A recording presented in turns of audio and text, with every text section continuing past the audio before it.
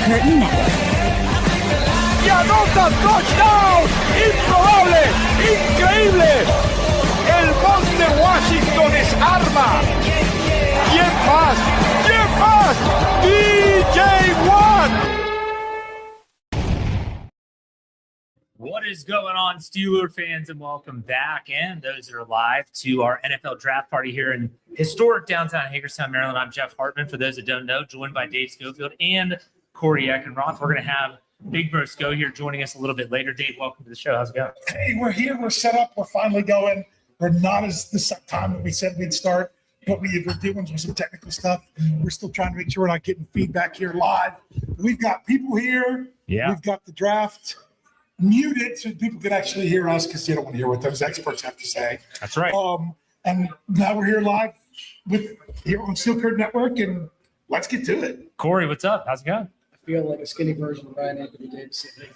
I want to thank everybody here, and I want to thank Davis dugout this year, and hopefully this is here. First of a lot to come. Absolutely. All right, folks, we are getting ready for the NFL draft to officially kick off at 8 o'clock is when we're actually going to be having – it's not going to be the first pick. That's when the draft starts, and we'll have the very first team, which is the Las Vegas Raiders, first on deck. And this is the very anticlimactic part. We all know who's going to be taken here in the first round. I just want to give everyone a quick reminder, whether you're here with us in person or whether you're watching the live stream, we will be tipping picks. We are not going to wait for the television broadcast to tell us who's being picked. So in the past, when teams had 10 minutes in round one, we had been on sometimes 3 or 4 picks ahead of the television broadcast. If you don't like that, I'm sorry. That's just what we're doing. We want to know when everyone else knows, but we're going to give you guys the heads up. So if you're watching live, that's fine. Just know that's our policy. Dave, you stand by that, yeah? Yes, that's what we do. I've been saying it for a while. Some people are like, oh, don't tip the picks. You need to enjoy it. I'm like, that's only if you're someone who thinks that it's only the announcement on TV. Right. I would rather just know the information and watch their show. Absolutely. Absolutely. So just for those Steeler fans out there that are wondering, the Pittsburgh Steelers are currently slated at pick number 21 in the first round. That could change, obviously, with 12 total picks in the 2026 NFL draft. Omar Khan, general manager, is more than equipped to move up. There's going to be a lot of moving and shaking, as there is every single year in the NFL draft. There's rumors that the New Orleans Saints at 8 could be moving up to 3. They would be trading with the Arizona Cardinals. We'll see what that would look like, the compensation, and what that does in terms of the overall draft order. For those Steeler fans that remember a guy named George Pickens, he signed his franchise tender today, and that was because he could now be traded. So Dallas could be packaging George Pickens in a draft day trade. He would be in his third team before he even gets his first long-term contract after his rookie deal expired. So, Corey, what do you think is going to be the biggest surprise in the top 10? I think it's going to be when the Steelers trade for George Pickens and give up Patrick Queen. No. Dave, Trade for George Pickens. shoot me now. I don't think. Oh, wow, that's a good one. Dave, what about you? If there's a team that you're looking at that's like, man, this team could really throw a wrench into things, who's that? Let's see. The Jets usually suck at this. So do the Raiders, but the Raiders pick first. And they really can't mess that one up. So, I mean, that might just kind of be how it goes. And of course, who always throws in a wrench is anytime that putrid purple team is picking before the Steelers. It seems like that kind of messes up what we have going on there. Absolutely. Baltimore, he's talking about, they pick, I think, number 14 in this upcoming draft. And so they have similar needs to the Steelers. They definitely need to bolster their offensive line. They lost tight end Isaiah Likely in free agency. They lost a lot of players in free agency. So they're definitely going to be looking at several players as it pertains to positional need. But we're still waiting for the NFL draft to officially kick off in Pittsburgh, Pennsylvania. We might be hearing from Brian Davis, who is in Pittsburgh for day one. And we'll see his son Connor is here. He's enjoying it. Yeah, there we go. But this is the waiting game, 8 o'clock. We just turned over 8 o'clock. So now is when I think it's the Las Vegas Raiders are officially going to be put on the board here once we get Roger Goodell. It looks like a couple people showed up to Pittsburgh, if you see that. lot of terrible towels in the crowd. All right, here we go. Where's your terrible towel, Jeff? I didn't have. Come on. Hey, does it bother you guys that Mendoza didn't go in person? No. Why would it bother? It has nothing to do with the Steelers, so who cares? Some people care. I don't care, but some people care. For those that are curious, yeah, Yeah. I don't know what that reason is. Oh, okay. Yeah. That's right. All right. Right. All right. So for those that are curious, I have some of our big boards here from Andrew Wilbar and also Scott Pavel, both contributors to SteelCurtNetwork.com.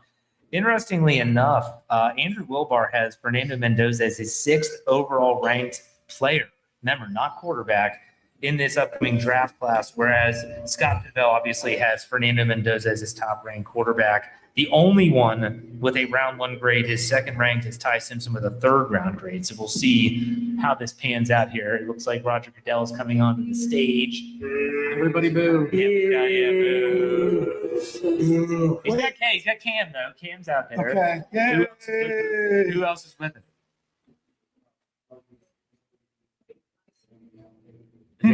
Who's with Cam? There's another player out there. I was gonna say the TV's across there from us, so and there. Who is that? That's not TJ, is it? It is No, that's TJ. TJ. All right. What a move by Goodell, by the way. Let's bring out 2 of the fan favorites. So they might not boo Goodell because of that. That's how it goes. That's not a bad idea. Yep. Suck it, Goodell. Sorry. So, well, nothing has officially showed up here. I like to do the draft tracker here on CBS Sports. They actually say who made the pick.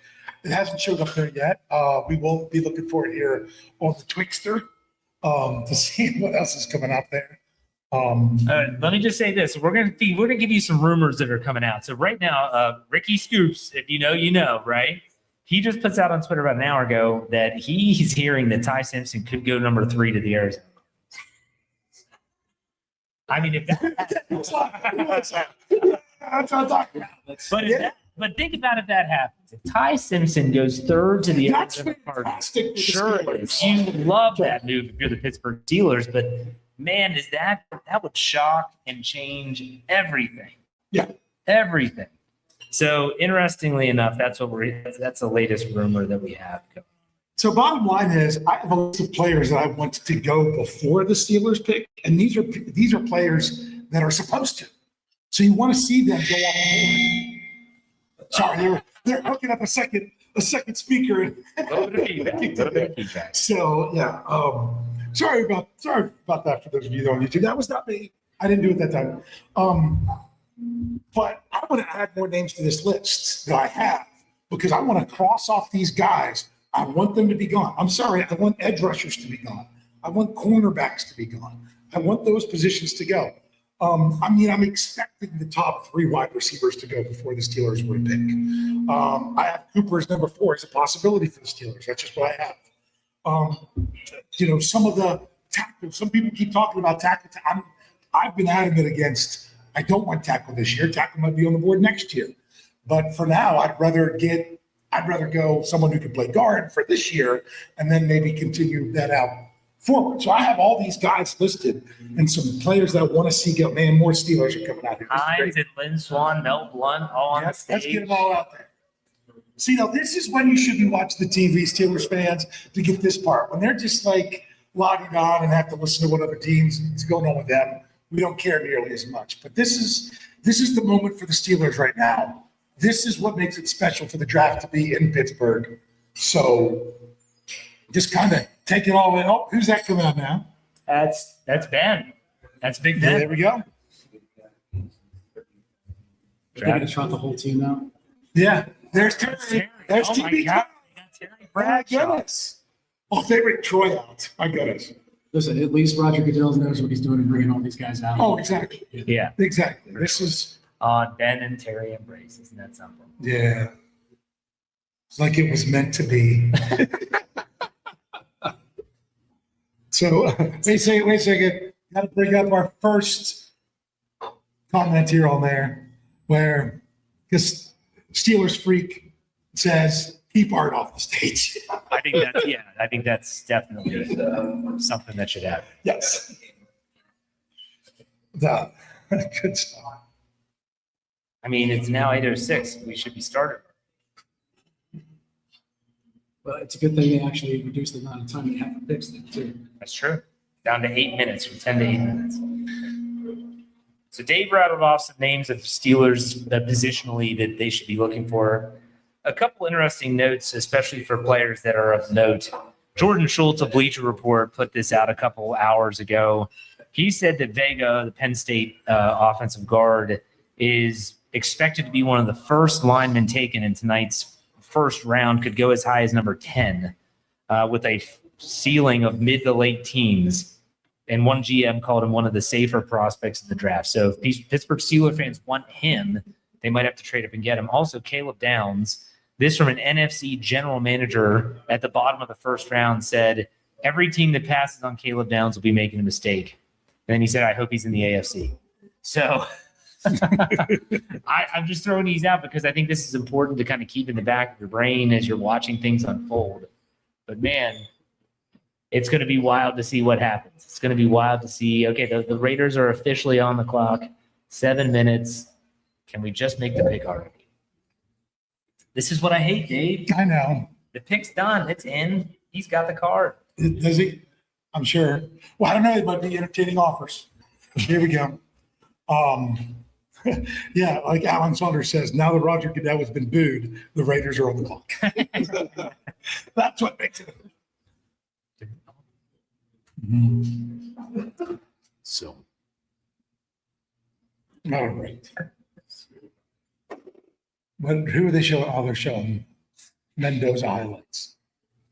Do you think they're going in another direction?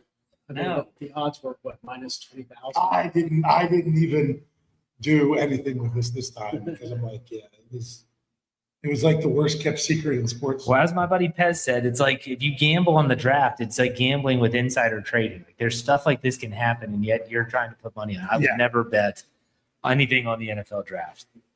So we might get Brian Davis here, hopefully, before he gets busy with his event in Pittsburgh, which is I think he's just north of Pittsburgh, isn't he? I don't know. Yeah. I don't think he's. You're the one who was on the phone with him 7 hours today. A You should lot. probably know where he was. A lot. Yeah. Well, he was traveling. So Yeah. So, 5:40 left. Make a pickup. and I'm not getting anything being tipped or broken. Not yet.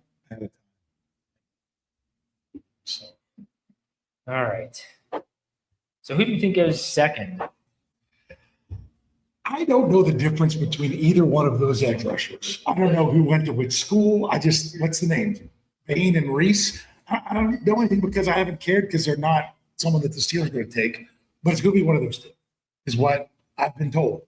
I've seen crazy stuff. I've seen Love going second, but I don't see that either.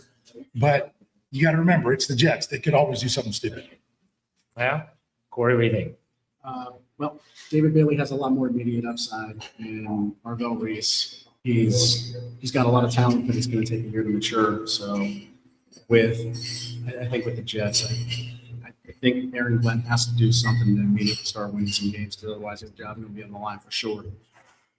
Yeah, that's the thing. Like, there's people that thought I was one of them. Is he going to survive 1 year? Yeah. And he's got to have a great draft. And that's why a lot of people thought he might even think about trading it, but I don't think that's how you keep your job. You got to get a playmaker. He may already be lamed up. Future forward looking, the Jets actually have 3 first-round picks next year. Next year. Wow. But they have 2 firsts this year, yes? 2 firsts and 2 seconds this year. So they've got a ton of capital. Okay. We're going to see if we can get Brian Davis on the call here. Let's see if our technology works for us. Brian, are you there? Yes, I am, gentlemen. Hey, it's finally here. Out there? Thumbs up, they got you. How's it going, Brian? It is going great. Right now I'm in Monroeville, and I'm at a draft party. Just had an opportunity to talk to Malik Harrison, who's just an absolute fantastic A big dude too, I will tell you that. But he's really excited for the Steelers season here. To me. And- Brian, I gotta interrupt you. First pick overall, Fernando Mendoza to the Raiders for Jordan Schultz. It's not. There we go. What a shot. I just lost my FanDuel. There we go. Anyways, Brian, go ahead. Continue. Yeah, so I got a chance to talk to Malik Harrison. There are plans to have him on Steel Curtain Network next week to have a conversation with him. So I was trying to get him on tonight, but it's a little crazy. I just got off stage to jump on with you guys, and it's electric. The city of Pittsburgh is crazy. Even Monroeville is absolutely nuts. We've got about 800 people in the venue that I'm at right now, and everybody is talking about what the Steelers are going to do, where they're going to go, and it's exciting, and nobody has a consensus. Everybody is thinking right now that it could be anybody, and with all the trades that are projected, I know from my friends in the Raiders organization that they have a feeling that the Raiders are going to do whatever they can to get back into the first round and get some help for their new quarterback that they just selected and shocked the world with. Brian, I just hope that Malik Harrison's still on the team by Tuesday. That's all I'm saying. If our own Scott Pavel is right and Patrick Queen wants to be traded, I think he's going to be in pretty good shape. You are correct there, but they can they can save like $4 million, 2.5 after deferment if they cut Malik Harrison. Yeah, hold on. I got that here. I got that. Hold on. Was just joking. I You don't know. need the spreadsheet. Yeah. I will say this. I've met a lot of Steelers in my time. Probably one of the coolest I've ever met. You say one of the coolest that you ever met. One of the coolest I've ever met. He was so awesome. That's great. He was like, of course. He he grabbed my phone, put his phone number in and said, all right, give me a call. That's pretty cool. Well, Brian, you're missed here for sure. I don't want to keep you long because your son's over here. He wants to say. Little bad or C mad? Yeah, he's better to look at.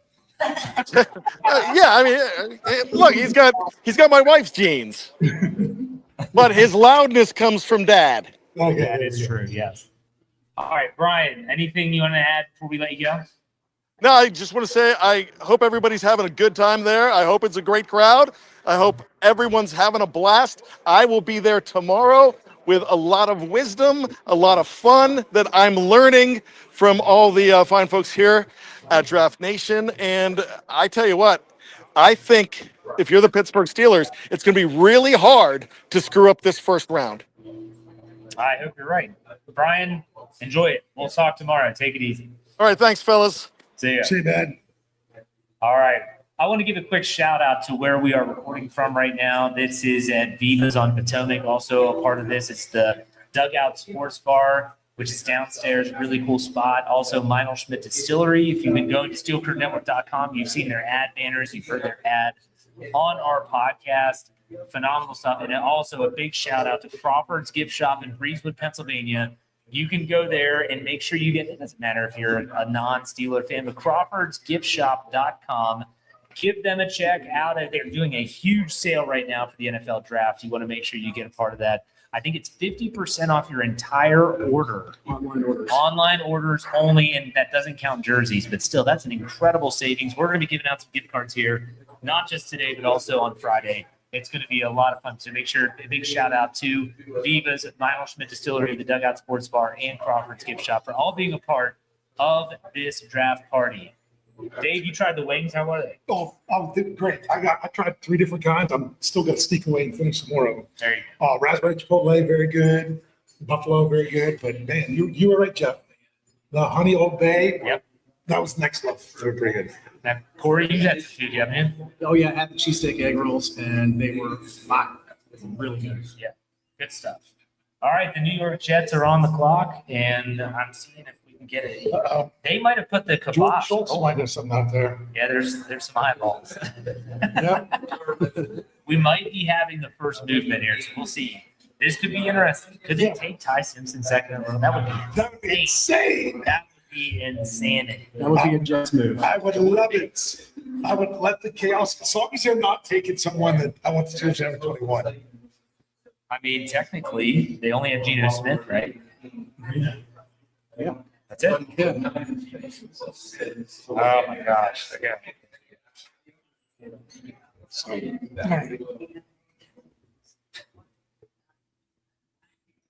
All right. Okay. Pick is in. So they made a selection. They didn't trade.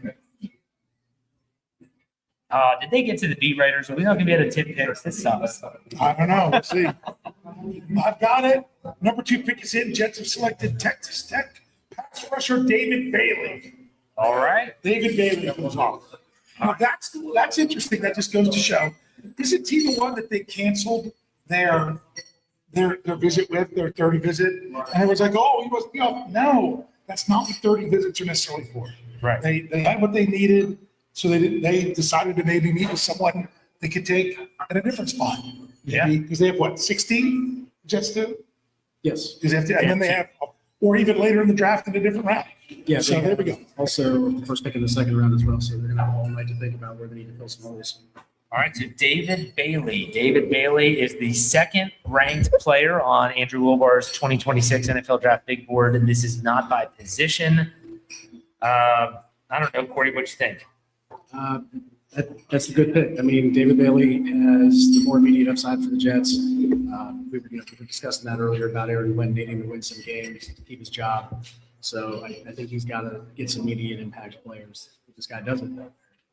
David Bailey is the number 1 edge rusher in terms of edge rushers / 3-4 outside linebackers, according to Scott Pavel's positional rankings. So if you're curious. Wait, there's a bigger deal going on right now.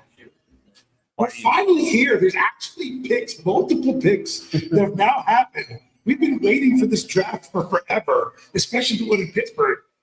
And here we are. And all of a sudden we're just like, all right, here we go. Let's do it. I mean, this is exciting stuff. Just Yes. stop. Take a moment to take it all in. Is there something more to this? Because this is just the draft, man. Like, I mean, it's chaotic for sure. Yep. All right, trying to keep track of it. So, yeah, so far, no surprise. I said the Jets could do something crazy. They didn't, but just only I said it because it was the Jets. That second first rounder for them, though, is going to be something. That's one that you said about taking Simpson too. I mean, they'd be more like taking that. Listen, if they're smart, they'll actually move down from that pick if somebody wants it. Because they can still get Ty Simpson late in the first round. Who else is really going after him? Yeah. Maybe the Dolphins. Dolphins aren't going to pick him up high. They're going to do the same thing. Yeah. So now we have the Arizona Cardinals, yes, on the. Yep.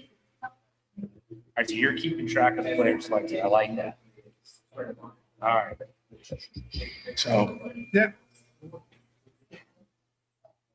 Arizona Cardinals could go in a lot of directions. Yep. This is where we might actually see our first trade. Think? You think so? What kind of capital do they have this year is a good question, because I think that depends on a lot of that. Yeah. So, my question right now is, for those people that love to do mock drafts, how many mock drafts are now done after 2 picks? I would say that those are still alive. I would say those are still alive. I would have picked Bailey there just because of them not doing that 30 visit. I'm like, I think that's who they're going to take there. Yeah. But the question is, at what point is someone going to do something that, like, every mock draft that was out there is now done? So that's what I'm looking for. Who really needs an edge rusher is looking at Arvell Reese. Yep. Yeah, Arvell Reese is the top ranked player on Andrew Wilbar's big board. So I just don't see the Cardinals making that pick. Too many needs. I mean, they have 1 pick in each round. They're all within the top 4 at the beginning of the round. So they could use more capital. They need more capital. Sorry, I'm sitting here trying to figure out stuff, but I'm wondering why my mouse isn't working here. It's because I'm using Jets. What the hell? Oh my gosh. Just don't end the stream. No. Don't pull Roy. Don't pull Roy Country. That was what, 2 years two or ago? 3 years. That was 2 years ago, I think. Jeremiah Love's got to come off the board here soon. Okay. Probably next. pick 4. So David Bailey was the pick at number 2. Even if the Titans don't pick there, it makes the most sense for Jeremiah Love to go. And if the Titans do stay there, that's an awesome weapon to give Cam Ward. They have, I mean, I understand that methodology, but a team like the Tennessee Titans, you think like you need to give Cam Ward some space and some time, some offensive line help. That's the biggest thing I was. Keep talking, Jeff. I'm experimenting with Dave's something. effing around with stuff. I don't know what's going on. All right. You all right? Yeah, I think the biggest thing that's giving us feedback is we're picking up each other's mics. You're probably right. Yeah. You're probably right. Yeah. We're pretty close. We're in close quarters. Yes, we are. Okay. They still don't even have the Cardinals technically on the clock, according to the broadcast. I haven't seen anything else otherwise. So, okay. And still got that skyline. All I keep getting is people retweeting Brent Michaels being in Pittsburgh. How old is he now? 70 something? No. Older than me.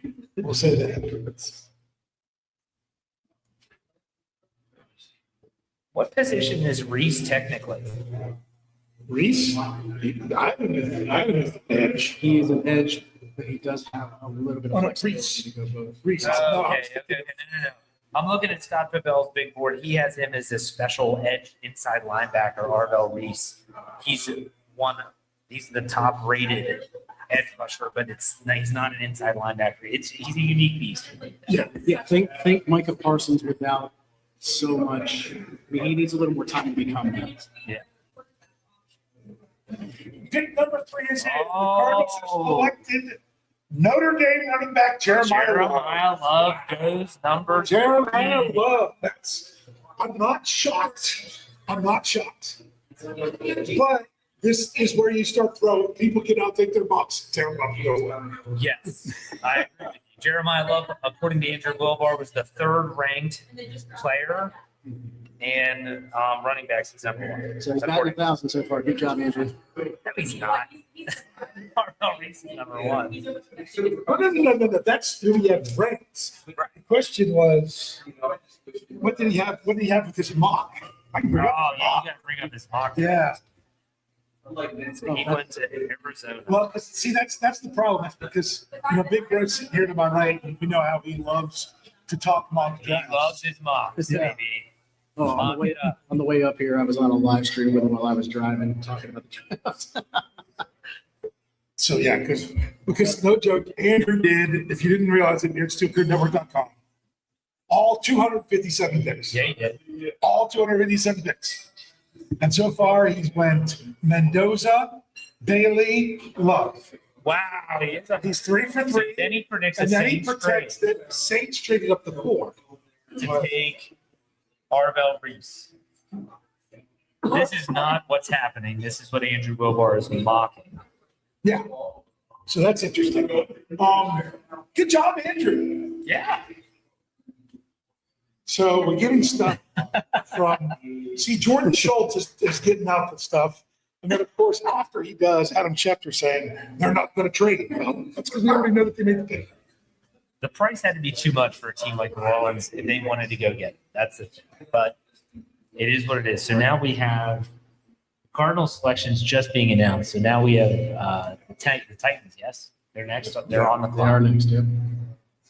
Do they go with Reese or do they go with with Sonny Sonny Styles? Styles? Sonny Styles is still there. Caleb Downs is still there. Could this be the first offensive lineman to come off the board?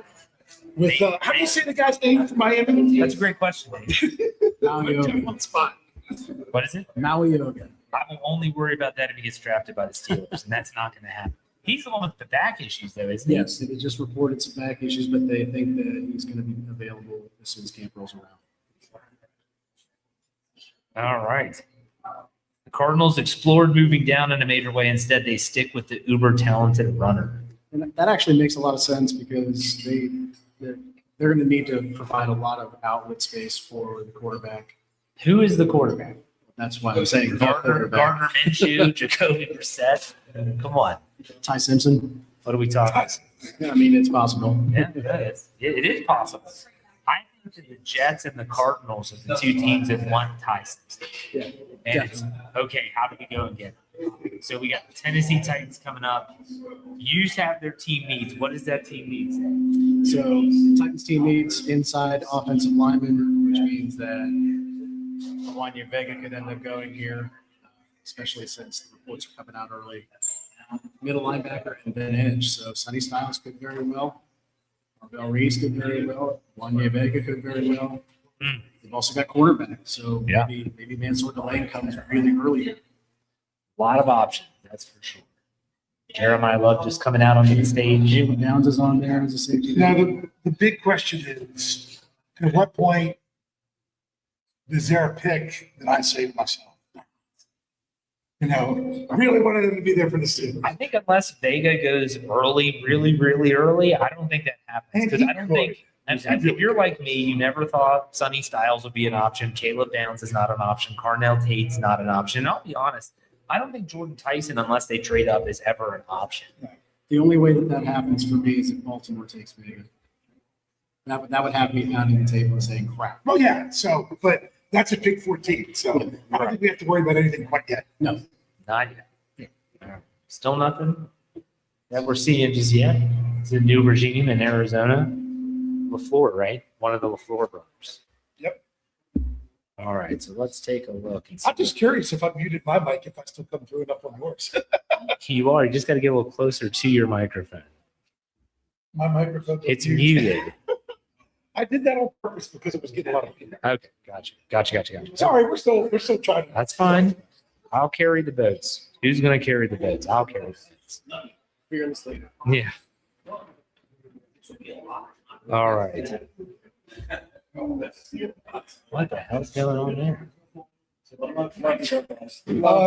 Top report says the Titans are sticking and digging.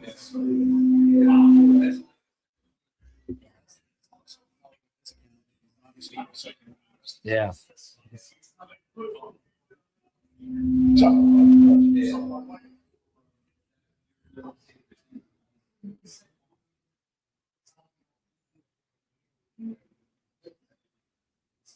All right. Okay, what do we got?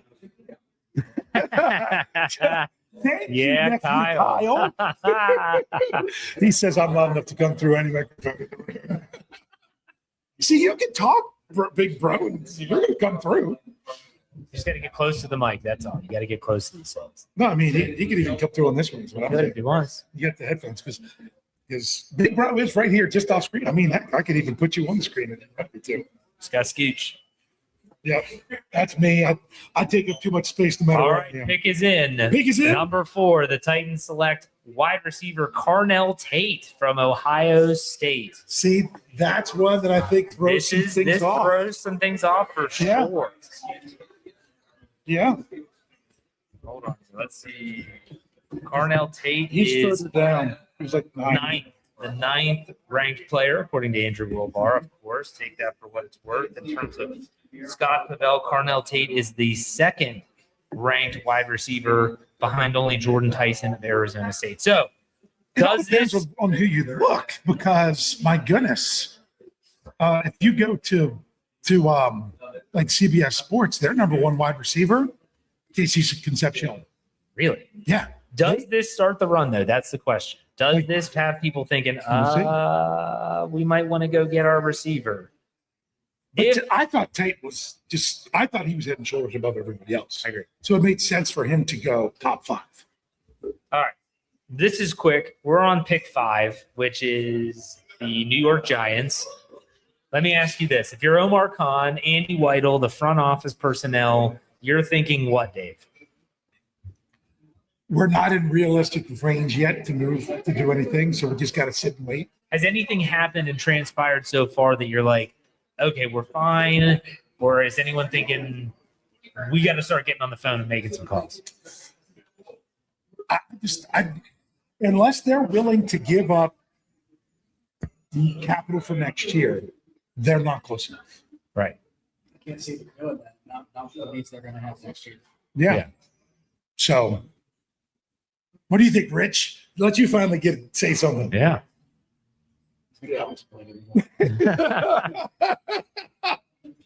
It still feels like a mock draft. So, Although I will go ahead, and since I know Kyle is probably currently riding that to Garrett County, because, baseball game in Frederick. Shout out to the Garrett Lakers with their big win on the road today in Frederick. they should have all come by the draft party. They were drafting. Yeah, I should have told Coach Allenbeck that, Get him we over could here. get him a decent deal on food here. Yeah. Could Yeah. Could have done it. have done it for sure.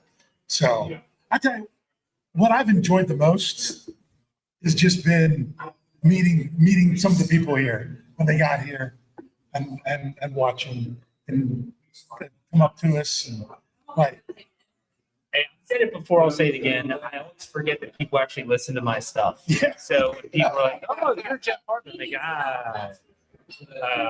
so, all right, so the top ranked player still left on the board is obviously Arbel Reese, still available. Sonny Styles, still available. Caleb Downs. I would say those are the top three left right now. That would actually be my biggest surprise is that he's still on.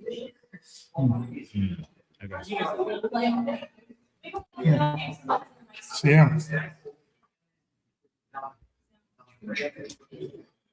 So you guys think this? You think Sonny Styles? You think Caleb Downs here? Who's this? The Giants. I'm going to go on the record of saying that John Harbaugh, although I can't stand the guy, he typically has a solid safety in his defense. He moved to New York, but we can still refer to him as well. Yes, there you go. He will So, always be my. so I think Wang's going to take a safety. I think he goes Caleb. I think that's I agree. a good. What's the word I'm looking for? That's a good prognostication. Good prognostication. All right. We'll see if we get anything. The Titans have made their selection. We got it. Finally. You got it? Okay. Giants have selected Ohio State pass rusher Arvel Reese. Reese. I think that was just too much value for them to pass there. I think you're right. I think you're right. All right. So that means that they goes to the New York Giants. So really, to me, I'm not shocked at the top five. Oh, Maybe Cleveland's more. on the board now. Is Oh, that- Cleveland is on the board now. They're going to mess something up. I guarantee it. See, I forgot to say about them being somebody. Uh-huh. I forget about saying they can be a team that screws stuff up. Yeah, absolutely. So the question is, they have their choice. Who do we not want to see go to Cleveland? That's the question. I don't want to see Caleb Downs in Cleveland. I don't want to see Sonny Styles in Cleveland. I agree with you, Dave. I don't want to see Sonny It's either Styles. one of those two, and they'll probably, if they're smart, they'll take one of them.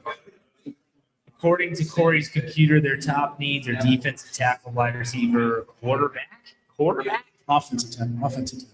So they No. could. No, they might get what's his name from Miami. They might take this. Might be the first. Source: the Browns and Chiefs have been in deep talks on a trade to send KC up to the number 6 overall pick. This is from Ian Rappaport, and Cleveland back to 9. So they say one to watch in the next few minutes. The Browns have traded the 6th pick to the Chiefs. Oh my God, Cleveland! I told someone here earlier before we went live that Cleveland's going to trade the 6th. I said it. It was only 10 seconds ago, so we're trying to see what it takes a little bit for everything to come in. That's a little bad. That's asking that question for those of you that might be wondering. Chiefs are trading the Browns to acquire the 6th pick. Well, it's going to take some time till we get the full details of the trade. So now the Kansas City Chiefs are on the board with the 6th pick. Where do they go? They need help in the defensive side of the football field, but they could also use a talented playmaker. I think it's Styles with that. Watch them shock people and take like Sadiq here. Well, no, or That's way do too. you think? What do you think about That's Tyson? what you think. What do you think about Tyson? Except the You're right. Chiefs. I mean, that's it. You put him in that offense. Travis Kelce's career. But I wouldn't have traded up there to do that. That's my opinion. I mean, I wouldn't be shocked if they're like, oh, wide receiver's already gone. Maybe it's okay. Here we go. 6 for 9, 74, and 148. So it took a So they jump back. third. They jump back 3 spots. Cleveland. does. Yeah, they gain get a third at 148. What's that? Is that a fifth? Say well, what the Steelers got for Antonio Brown? The third and fifth. I don't know if that's really right, if it's fifth or not. I'm going to look it up here.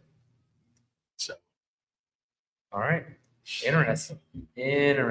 We'll see what the Cleveland Browns trade the second. They traded their first round pick of the second straight year. Remember last year was when they traded with Jacksonville. Jacksonville wanted Travis Hunter, and they got an extra first round pick. So they do have 2 first round picks in this year's draft. that's right. That is a fifth. Okay. So, So it was a third and a fifth. third and a fifth. They swapped first, third and a fifth. Okay. So now that means the Browns, when did the Steelers, their 76 is their first third round one? Yep. And then, but 76, 85, and 99 are the yeah, so now the Browns are 2 spots in front of that 76. So it's one of those annoying things to remember. Because that's pretty much the Browns are just, The Browns is the they're Browns. more of a nuisance than they are anything else. Who was that? Rappaport that broke that? Was it Rappaport? He said that it was in consideration. He blocked me years ago, so I can't say it. So, all right, okay. Yeah, so we're still getting the compensation. I don't want the compensation, I want the pick. Normally, when a pick happens, they know who they want and it's in. Yes. But I mean, on TV, they still haven't announced New York's pick. I get it.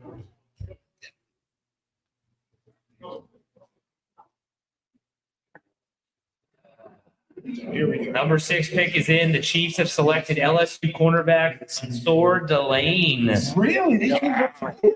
Wow. I mean, they traded away both of their corners to the Rams. So The Saints wanted him.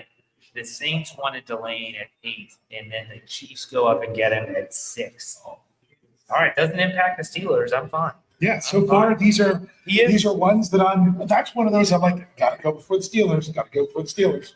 In terms of Scott Pavel, I mean, if you want to look at the big boards, Andrew Wilbar had Delane as his 8th overall player on his big board. Cornerback, there were 2 that were tied at like the 10th spot or the top cornerbacks. Mansour Delane, a 4-year senior, he has the top spot. He goes to Kansas City. Man, so now who's on the board? Who's Washington is on the board. The Commanders, a.k.a. formerly known as the Washington Redskins, are on the board. So Top they're going down. Now that's what I think this was going to be. I think it's going to be Caleb Downs. I got to agree with you. It's either going to be Downs or possibly Jordan Tyson. That's true too. But this is just me talking to some Washington fans, what they think of it. Well, if it's not Jeremiah Lyon, probably Downs would be great if he was there. So the fact that he's there, that would not shock. Sonny Styles, don't overlook him I know. as a possibility here for the Commanders. They do need inside linebacker help. They were still playing Bobby Wagner, weren't they? Yes. That tells you about their inside linebacker. So they're going to need some help there. Don't disrespect Bobby Wagner. I'm not, but it's in its prime. I know. Giants pick is just now being announced. Come on, Raj.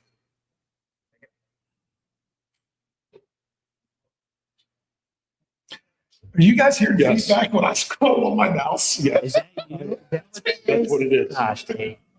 It's wireless. What can you do? Touch the touch bar. Can't use a touchpad.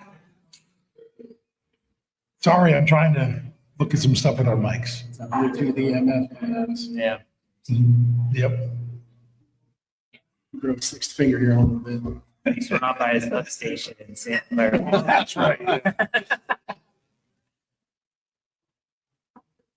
Yes. Yes. Dave, that's getting annoying. Yeah, that's such a face. You need to Stuff like that. take your fat fingers and use the touchpad. All right, I'll stop. Okay, all right, I'm trying to make sure we're good. Yeah, so it's the Buckeye run. Do you think that, I mean, because, and the next 2 picks, wouldn't be shocked if it's more Buckeyes. This is the part of the draft, in my opinion, now that we're on pick. What pick are we on? 7. Seven. Once you get to round 10, okay, where are the players, where are the runs starting? We have not had an offensive lineman selected yet. I'm fine with that. I am too. Only one wide receiver. So, okay, who's the next wide receiver on those teams' draft boards? You know, this is where, as a Steeler fan, you should be focusing on, okay, what's exactly going to be happening here in the next few picks. We are going to be giving away, by the way, some Crawford's Gift Shop gift cards here for those that are in person. And I want to give another big shout out to Veva's on the Potomac, Lionel Schmidt Distillery, Dugout Sports Bar, and Crawford's Gift Shop. Make sure you check out Lionel Schmidt Distillery at LionelDistillery.com. If you can't find it, go to SteelCurtainNetwork.com, click on the ad banners, and you will find the links there. Also, go to Crawford's Gift Shop. That's CrawfordsGiftShop.com. They're having a wild sale right now, 50% off everything on their store for online purchases, not counting jerseys. CrawfordsGiftShop.com. Thank you all for sponsoring us in this event. This has been a lot of fun, and we're just getting started.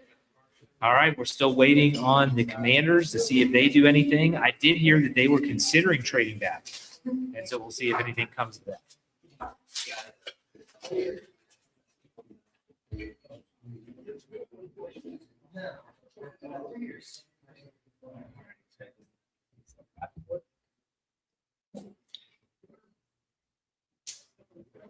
All right, Corey, you're the GM of the Commanders. What are you doing? I'm taking Caleb Downs here. Over Sonny Styles? I mean, listen, both of those players are absolute freaks. Yeah. You won't go wrong taking either one of them. Yeah, you're talking guys that will patrol middle of the field, either one of them. Yep. It's a matter of which star you want at which level. Yep. To give people an idea to what's coming up, the Commanders are on the clock right now, pick number 7. New Orleans is 8. And then the Browns just traded back to what was formerly the Chiefs pick at 9, and then the Giants are back on the clock at 10. And so this is going to be really interesting as to what happens here in the next few minutes.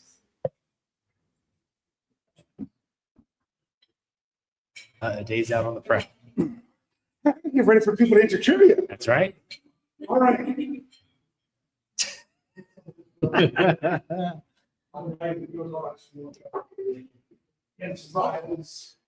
While we have some downtime, this is the furthest person to travel. 2 people came all the way from the state of Michigan to come to this draft party, which is pretty wild. So big shout out to them. They came all the way from Michigan. And then we also had Delaware, right? Delaware's in the house. Got several from Virginia, several from PA. Maryland, West Virginia, I believe, is in the house. So, yeah, Captain Underpants is in attendance. The number 7 pick is in. The Commanders have selected Ohio State linebacker Sonny Styles. There he is. That is a great pick. That's what Dave said from off in the distance. Yeah, but he's still coming through the microphones. Don't worry. Sonny Styles, the 4th player on Andrew Wilbor's big board. And when you're looking at inside linebackers, he is number 1. Goes to Washington. Yeah, it was just too much for Washington there to be able to get the number 1 guy in the middle. So now you have the New Orleans Saints. This is interesting, and you look at their team needs and what's available. You got to think Caleb Downs is the pick, right? They need corner more than they did safety. They need edge and wide receiver more than they need safety. I could see Reuben Bain. I could see Caleb Downs. I could see Jermon McCoy. I don't know if the Saints, and I'd have to ask my boy Wesley, if they ever thought that Downs would even be there at 8. Because, I mean, when I talked to him, he did talk about the edge rushers, Reuben Bain, even Keldrick Falk of Auburn. That's a big reach at 8 still. I don't know. They could go receiver, too. If they like Jordan Tyson, they could go with him. My buddy Wesley, if you listen to The Way We See It, which I ran on our Steel Curtain Network podcast today, he went as far as thinking there could be 9 receivers taken in the first round. There's going to be some teams reaching for a Denzel Boston, for a Casey Concepcion, players like that, if that happens. Especially at this point, with 9 players off the board, it's a lot. Yeah.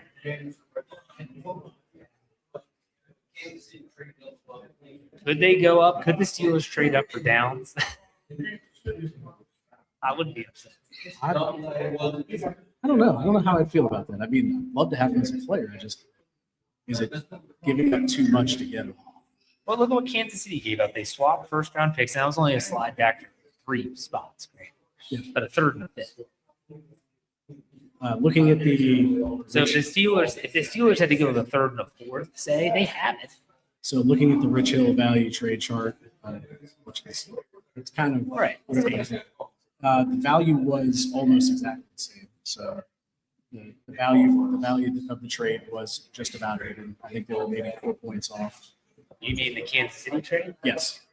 So what would it take, according to that chart, for the Steelers to go up from 21 to pick, I don't know if it was 8, but around there? It would take at least 53 and You'd have to give up your second. it would take 53 and at least 2 or 3 of the third round picks. So it would take all their second and all their thirds. That's steep. That's very steep. That's very rich. That's very rich. Listen, people that are I see a lot of people in the live chat, a lot of people that are normal game day, post-game show people. We are not waiting for them to say the pick on the television. Said that at the top of the show. I don't blame anyone for not being here. We're just going to call them as they're happening. So the KC pick of Delane is just going on the screen. We're already past the Commanders. Okay, the Commanders obviously taking Sonny Styles.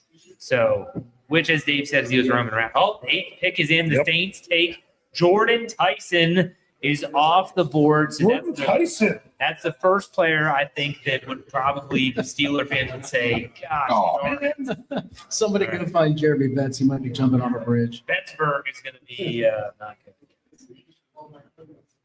My thing is, Jordan Tyson, the 12th ranked player on Andrew Wilbar's board, and he is the 2nd ranked, actually the top ranked, according to stuff. how far would Downs have to be there for you think maybe the Steelers could go get him? Well, bring up the chart. What would it be to go to 10 or 11?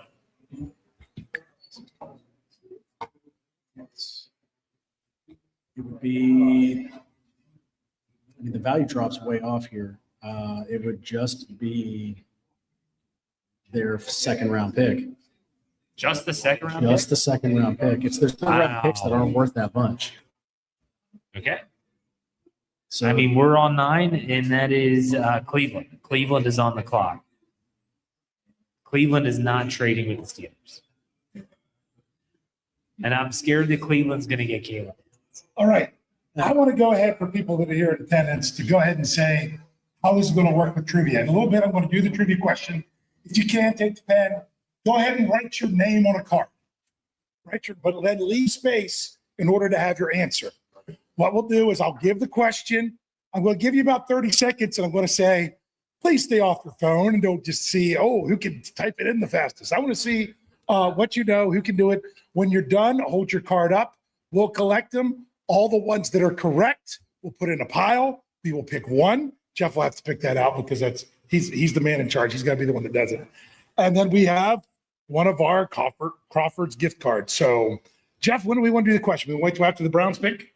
We were going to do one every 10 picks, so let's wait until pick 10. So once we get the Cleveland Browns and their stains off the draft board, we will we'll do the pick then. Does that sound good? Sounds good. All right.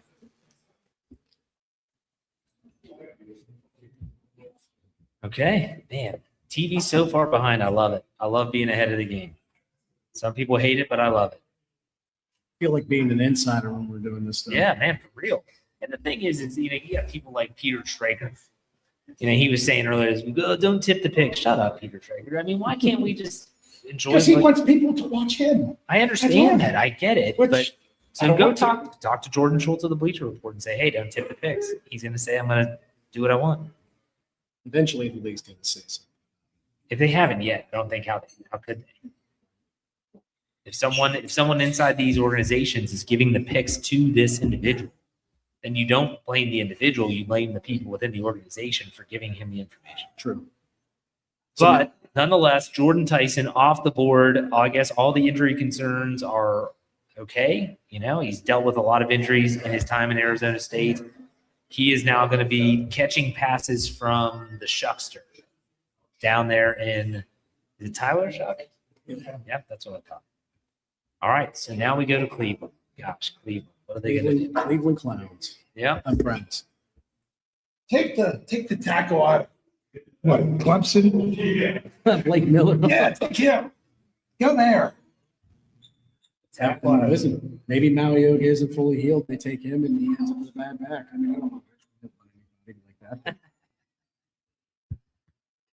Caleb Downs is the top ranked player still remaining on Andrew Wilbar's big board. What's up? Yeah. Vega is 7th. He's still on the board. He's the next best. Mayoga, whatever it is, he's still on. It's like I just ate a peanut butter sandwich. All right. Okay. Spencer, is it Fano? Yep. Makai Lemon, 13th. Bain, 14th. Edge, that's the best edge left now. Ruben Bain, Miami. Until you get down to Falk. And he was the one that had the issue with the reckless driving charges. That's correct. That came to light earlier this week.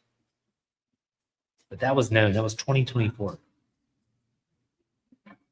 Just going to throw this out there. If the Steelers stayed at 21 and got Thieneman, the safety out of Oregon, would you be pissed? No, Absolutely. he's not. one of the 3 I have on my list that I wanted to have.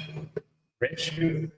I'm all right, but don't know that we really need safety. I think you do long term. Long term, yes. Jalen Ramsey, no one knows how long he's going to be here in Pittsburgh. Jaquan Brisker's a 1-year contract. Deshaun Elliott has, 2 years left on his deal that he signed last offseason? I understand it's not necessarily a need this year. I don't know. I'm just saying. Dave, what's the drop off on his cap number after this year? Jalen Ramsey's. Well, the problem is no one really has because technically they had, on August 31st, he's due a bonus. That's just another bonus. It's basically like a restructure. Yeah. The question is the Steelers don't have to prorate it. So you go to sites like Spot Rack, they have that already prorated. Then you have spots that, like over the cap. They didn't prorate last year's, which was prorated. So their numbers off because they didn't do it at all even last year when the Steelers did it. Spot Rack has it already being done, and the Steelers don't have to. So to me, I'd rather say they have less money until they get it back. Nick is in. Number 9, the Browns take Utah tackle Spencer Fano. They must be looking at his flexibility to go outside and inside. I think he's more of a guard. I never thought he was an option for Pittsburgh anyway, so I'm happy that this is their pick. Spencer Fano, tackle/guard from Utah, goes to Cleveland. Rich, what do you think? I'm with Dave. I really expect them to tuck him inside eventually. If so, I would almost wonder a little bit why they chose him. It's got to be the potential flexibility, but what will the Browns do with it? Will they spend too much time trying to make him a tackle when really he should be a guard? That's a Cleveland thing to do. Yeah. So Yeah. Unfortunately, rather than tackle guard going left or right, it's been a Pittsburgh thing recently. What's your take, Corey? I gotta agree with Rich. I think that they're banking on the flexibility he's got, and who knows? Like Rich said, I think they're going to go to camp trying to figure out where to put him first. Yeah, Spencer Fano on Andrew Wilbar's big board is the 11th best player, and according to Scott Pavel, he has him listed as an offensive guard. He is second behind only Vega of Penn State. I still don't know how to say his last Then get Iwane. name. Iwane. Like I said, even though there's no N in his name, he says that it has that N sound. Okay. Do we want to do our first giveaway before the Giants pick? You want to do it before 10 or after 10? I don't know, Corey, what do you think? I mean, this is y'all's show. I'm here. Oh. What are you gonna do? Ready for our first trivia question? All right. Keep your card ready. Already have your name on it? Gosh, hold on. Let me mute you. Huh? You need to mute me because I'm so loud anyway. Everyone but you go. Let everyone be. Okay. So here's the pick, or here's the question. Sorry, it's Steeler centric. That's what I'm doing. The Pittsburgh Steelers' first ever draft pick in 1936 was, and fill in the blank. What is the name of the first ever draft pick taken by the Pittsburgh Steelers in 1936? When you have them, hold them up. I'm coming to get them. One there. We have one there. Fury scribbling there. All right, let's see if we have a winner.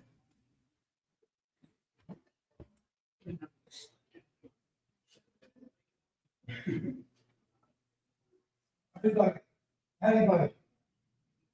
I'm not interested in sure. I was. None of us died.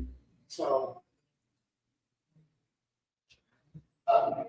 So we're just, is he only taking the correct answer? No, he's getting them all, and then he'll weed out the ones that weren't correct. How much longer should you have? Well, if they're not, if they don't know it, I don't think they're gonna. Dun, dun, dun, dun, dun. In the meantime, the New York Giants are on the clock. They've already made one selection. Got him? Good. They took Garvell Reese, 5th overall. Will they stay defense and go with Caleb Downs? I'm going to bet a lot of money. Yeah, it's either going to be Caleb Downs Okay. or possibly Kyle Love. I'm on a little bit too difficult there to If start. they're able to get downs and they end up filling both of those middle of the field positions, won't that make old Langharbs happy? Oh, Can I yeah. give it out? Oh, yeah. You got it. You ready? Our first Crawford's gift card goes to Ryan Blackstock. With the choice of William Shakespeare. William Shakespeare was the answer. The first, Billy Shakespeare. And he never played. No, he didn't. He didn't. I didn't. He didn't. He signed a contract and Nope. then just. Billy I Shakespeare think was he's the looking to answer. become for a those lawyer and a scoring judge, I at home. think. For those scoring at home, Billy Shakespeare. So I'll make it easier next time. So I was going to say Dick Shiner, but I know it's not If I didn't know 1930. anything else, that's, what I'd have put just for fun. Dick Shiner. Always an appropriate answer. Yeah. I swear every show you're trying to fit that one in there somewhere. You got to watch how you talk, man.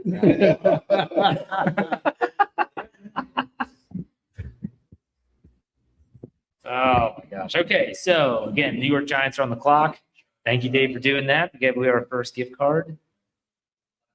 We have to tighten it up, make it a little tougher next time. Yeah, The question? yeah. No, I'm saying next one's got to be a little tougher. Only one person got it right. We didn't have to choose. Oh, anybody. really? Yeah. Come on. Go get Jim Wexell's book On the Clock. That's There a you great go. book. Great read for Steeler fans. It Yep. talks all about everything from the first draft pick to how they moved around to get Troy Polamalu in 2003. All right, number 10 pick is in. Yes, The it is. Giants have selected Miami offensive tackle Francis Maigoa. All right. Okay. So now you have to ask yourself, 10 picks in, who's there? that you Caleb didn't think was Downs. going to be there. Caleb, That's right. Caleb Downs. that's Maigoa, how do you say his name, is the 10th player on Will Bart's draft board. Mhm. And is the first on, he's going to be New York Giants, the first offensive tackle on Scott Bevell's Supreme Court. Again, these people all write for SteelCurtainNetwork.com. If you haven't checked out that website, make sure you do SteelCurtainNetwork.com. We want it to be your one-stop shop for all things Pittsburgh Steelers. I don't know. What do you think? Corey's looking at the draft, the draft calculations. What's it going to take to go to 10 if the Steelers want to? Well, it'd be 11. Oh, 11. Okay. Take pick 76 and pick 99. I'd do it. Two third-round picks to go up to 11. You go to 11 because right here is where I think where you want it could go for the first spot. Who's the 11th? Who's picking 11? Miami. They've got 2 first-round picks anyways. Hey, we got a Giants fan in attendance. Are you happy with that? With what they did? He's happy. That's all that matters. I'm shocked. We thought that maybe Wang Harbs would take I'd say Downs at 5, and they didn't even take him at 10. McCoy, the cornerback, is still there, for those that are curious. Chris Johnson, a rising cornerback, he's still on the clock. Kenyon Sadiq, no one knows where that guy's going to get drafted, tight end of Oregon. Makai Lemon is still on the board. Vega is still on the board. Caleb Downs is the highest ranked player still available currently as we talk about the Miami Dolphins. I have to think that Downs is going to go in the next 1 or 2 picks. The value on him right now is immense. And that's why you can see teams. Can you guys still hear me okay? Because I'm getting feedback in my mic. I don't think you can hear me fine. Yeah. These other ones. Okay.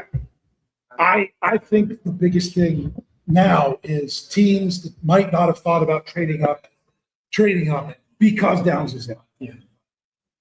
We are now in that part of the first round. I mean, You're going up to get that guy. if Downs makes it to 12, Dallas is definitely. Yeah. Like their defense is absolutely horrible. Yeah, because also think about that. When people were saying, oh, maybe Patrick Queen going to Dallas, and the Steelers getting picked 12. You know what a lot of people put with that caveat? Not if Styles or Downs is there. Wait a minute. I thought I put this That might be hypothetical, you. hypothetical in there. Yeah. It was a Lanier Downs. Yeah.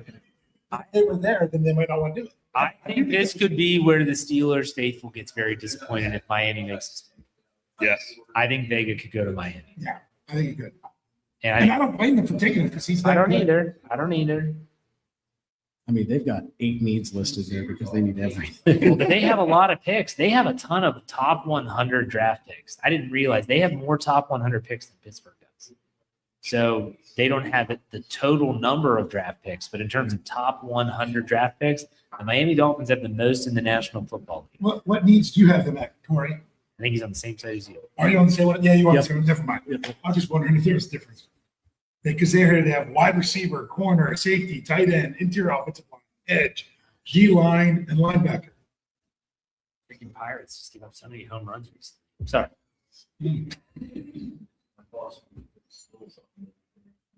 It's not me yet. It's not me yet. Keep up hope.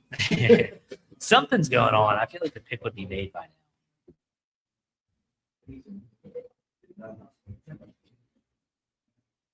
Yeah, I think it would be made by now. There's a trade going down. There has to be. It's a matter of who it is. because it's the amount of clock that's on the TV is not really about clock. The amount of clock is how much they get once they get you. Those obnoxious Cleveland fans in Pittsburgh. That's daring for them to be there. Todd Monken era begins in Cleveland.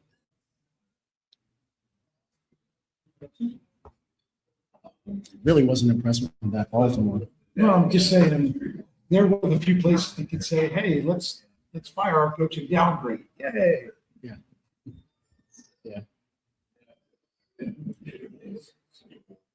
Maybe he takes Carson Beck because he was at Georgia. I'm just getting people that are not pick number 9. All right, let's hear. 9 is where they are on the TV. Yeah, So because we're getting some of the national guys not going ahead of the television, which is okay. I don't blame them. Then I'm following other people that are getting the option. You getting them all from Jordan Schultz? Yes, That's where I'm getting them. I'm just From Jordan. refreshing his page. Good for him.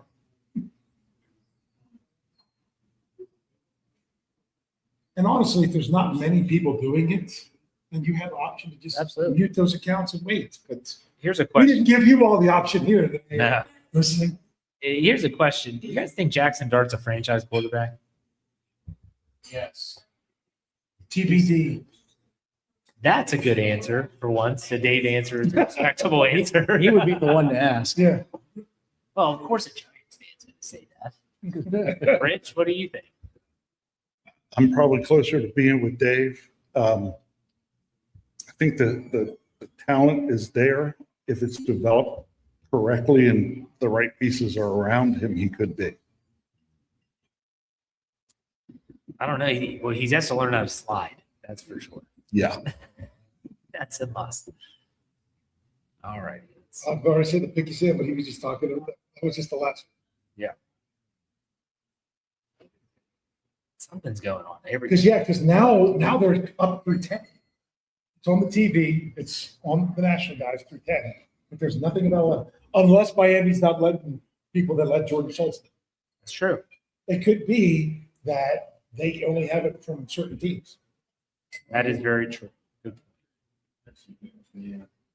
Jeremy Betts posted on X. The Cowboys have traded up to the 11th pick with the Dolphins. So they moved up They one moved spot. up one spot. Who said that? That is Field Gates. Okay. I trust Field Yates. It has to be Downs. They're That would not panicking. surprise me. They're panicking.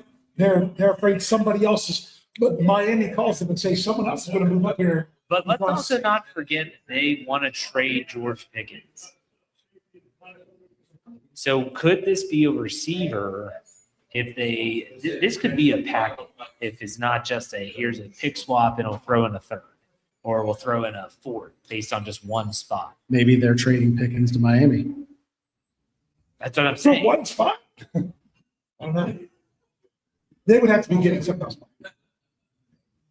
I mean, what's not? Pickens is a good receiver. He's Yeah, just no, got I don't think anyone's he's just got saying more that. baggage than an airport terminal. Yeah. So Dallas goes to 11. This is where I'm starting to get nervous now. This is where I start. So guess what? Hate to tell you this, Scott, if you're watching, but you were about 70% sure that the Steelers were going to trade Parsons, or not Parsons. The number 11 pick, the Cowboys take Caleb Downs, You're right. safety from Yep. Ohio Or State. even sure you were going to trade Patrick Queen up to get the 12th pick. I thought And, as well. and now they can't because they traded. We're good. We're fine. Oh, okay. Yeah. Those of you, if you The see fire flash- station yeah, right across if you the see street. flashing on the screen, it's because the fire truck from the fire station right across. All right, Caleb Downs is off the board. He goes to the Dallas Cowboys where he can rot. I get that. Yeah, I do. That makes sense. I do too. And now at pick 12 is when Steelers hearts might break. Fun. I'm just curious what the compensation was and if the Steelers could just trade up. Could the Steelers go to 12? Pick My- 85 and pick 99 to get there. So the last of their 2 third-round picks would be enough to go up to 12. If you like that player enough, I think you do that trade.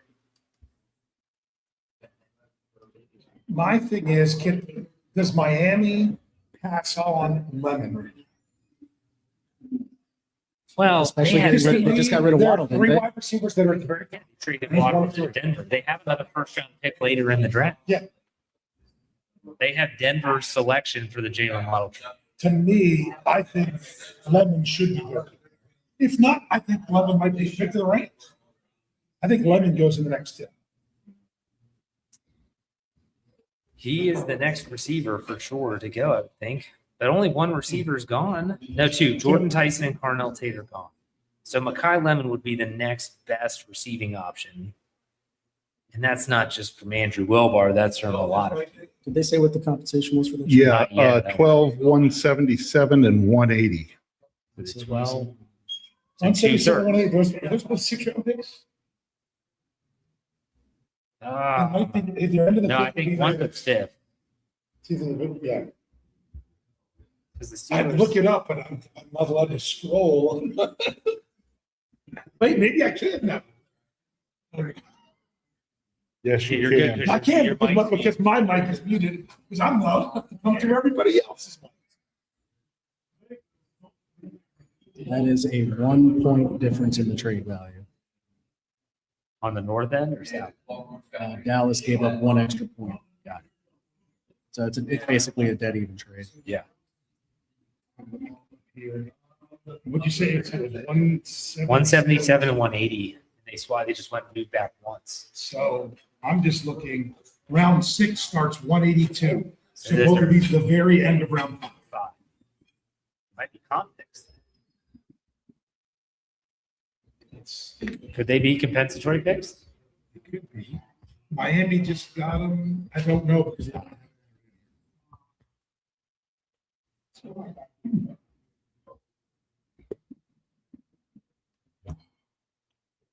So yeah, we've had some trades. And Two I didn't trades see already. Dallas trade up one spot. They just didn't. I think they were afraid somebody else was going to trade up. That's the That's thing. I exactly don't think what it they were was. thinking Miami was going to take Caleb Downs. I think they were thinking someone else might covet Caleb Downs enough, and they're going to go. If And only we they can't have could that. do- And Miami knew that's who Dallas wanted to go get, so they were comfortable making the trade. If only they can do what I was doing today in the mock draft simulator for a few minutes, going along, seeing when Ben Goodwane was drafted, hit pause, go back, and then trade one spot in front of it and see what it would take. I was just curious to see what it would take. But believe it or not, and most of the things I ran through, he was actually there at 21. I really just don't see Okay. it. I want to pause this for a second. No, don't have a pick yet. If you're Omar Khan and the Steelers brass, what are you thinking right now? Go get your dude. Trade with the Rams? Yeah, Depends on I what the gotta agree with Dolphins that. think. The Rams, because they're in front of the Ravens. The Ravens pose the biggest threat to taking Vega. If he doesn't go to Miami at 12, like I don't think that I'm not assuming that Miami's going to go in a different direction. But there are other players that Miami could take, such as Mekhi Lemon. They could go Marino Freeling with the offensive tackle. They could go Jermon McCoy. I mean, they need a corner. They need everything just like Dallas did. That's a good We're, point. we're about- not even sure that the Steelers are as high on Wane as what Steelers fans are. They No, they showed are. a lot of interest. I know, but also remember, I just harken back to 2020, and so many people were convinced that the Steelers, they knew they were taking, what was the name of the quarterback? Going back from Ohio State that year, they ended up going to the Ravens later. J.K. Dobbins. J.K. Dobbins, that's right. I almost see the Yeah. J.K. Dobbins. They were sure that's what it was going to be. Oh, that's what it was going to be. And it wasn't. Steelers fans convinced themselves that's what it was going to be. It's not that the Steelers ever did.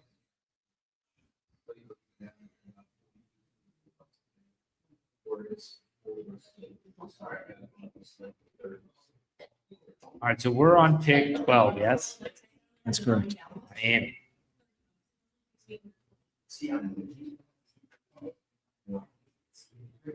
At this point, Ruben Bain Jr. has a ton of value. Good point. They might go there because See, they need. I'm sorry, but even though this isn't like Jeff, the way he is, What? just being a fan of the Steelers, you should know this. I can't hear that name without, you can't say Ruben Bain. You have to say, you know. You see the field. Right. I have Of the seen that. Gotham City, Yes. can I remember what the. So. This is taking a long time. It sure It is. makes you almost wonder if they're going to trade again. I mean, they have so many needs. Imagine if they just keep trading down one pick at a time. Yeah. But who do they trade with? The Pittsburgh Steelers? Yeah. Oh my goodness. I'm getting nervous when this through here. You're making me nervous with your nervousness. I'm sorry. It's how it is. I think I might need some of this Michael Schmidt whiskey to calm me down. What? We get a tweet when the Steelers make a pick whenever Okay, they yes, put I it can in the do Slack channel. Guys, on our staff channel. It's Coach Kevin Smith. He's But we so said far if you behind. don't want to know the picks, don't Yeah. look at the draft channel. We There is a mute button for it. told people not to do He's one of those. I want to see it on TV. it. Hey, I'm okay if people want to. It's just not us. No. Man, tomorrow my thumb's going to be killing me from this phone. So, If we saw a probable tag, you'd be listed as probable. This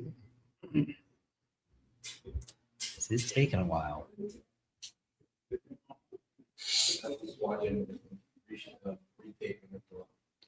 Someone's saying in here Ty Simpson could go to the the Rams. pick I is can see in that. for the Dolphins. Huh. So, because according to CBS Sports, their pick is in. We just don't know what it is. Jordan Schultz just said, "Wow." Really? Yeah, he did. GIF. Oh. This will be good. Yeah. So, Ay, ay, ay. Wouldn't be shocking though, because the new regime, if they go someone you weren't expecting. Down 21 to the Tennessee cornerback. If he's there. Which one? There's two of them. Well, not the one that's He's the not one yes, that's value boy, rated. it's Yeah. Yeah. The one that George ACL is last year. It's supposed to be at the top 10. Yeah. I'd like to see him go so other people be available. I would I would like to see him picked. Yeah. Before the Steelers were up. So I that would would hate that personally because I want Joey Porter Jr. to be signed. They just got Jamel Dean for a 3-year deal. Yeah.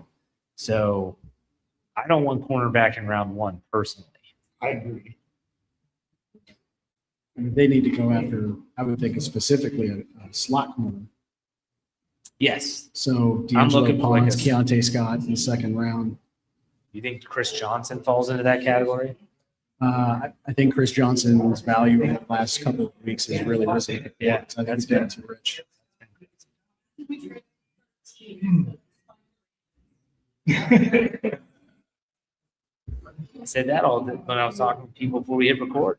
They could trade up in front of Baltimore. No way. So Glazer saying, according to someone on the live chat, that Ty Simpson is going to be picked by the Rams. I'm not sure. That'd be crazy. I guess that would be an insurance policy for Matthew Stafford. I just heard Filipponi. Don't ever talk like that guy. That guy is out of pocket.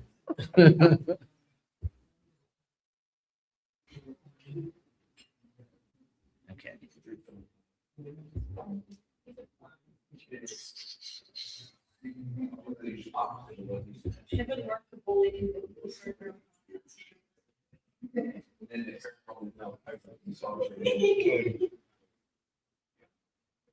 What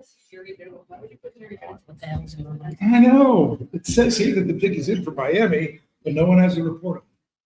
So Miami is making a pick. Yeah, There- it there- says that Miami's. It is even that the pick is in, Yeah, is it's even up on the Oh, we're TV. back on the TV schedule. We were what, 2 ahead? Almost 3 ahead? But it was the Miami trade, took forever, now the Miami pick. The Steelers haven't picked at 15. We'll do another draw. I think that's a good idea. Caden Proctor to the Dolphins, this per Alan Saunders. Oh, To me, that's last year's Kenneth Grant. Yeah. The guy who you thought Yeah. isn't as good as the guy you wanted a position, but you might have to settle for, and then he ends up going first. Caden Proctor. That was the thing. 27. CBS Sports has him at number 4. Seriously, they love that guy. I mean, the dude is just massive. He's like 6'9". 6'8". But Yeah. no Jordan Schultz about. Yeah, that's on the TV. Caden Proctor, it's confirmed. Hey man, come on. Maybe Jordan Schultz got in trouble. That's the first one that I didn't have listed here that I wanted to go before the Steelers. That's good news. That That's did. good That's what I wanted to news. see. Good news. Caden Proctor, 27th on Andrew Wilbar's big board.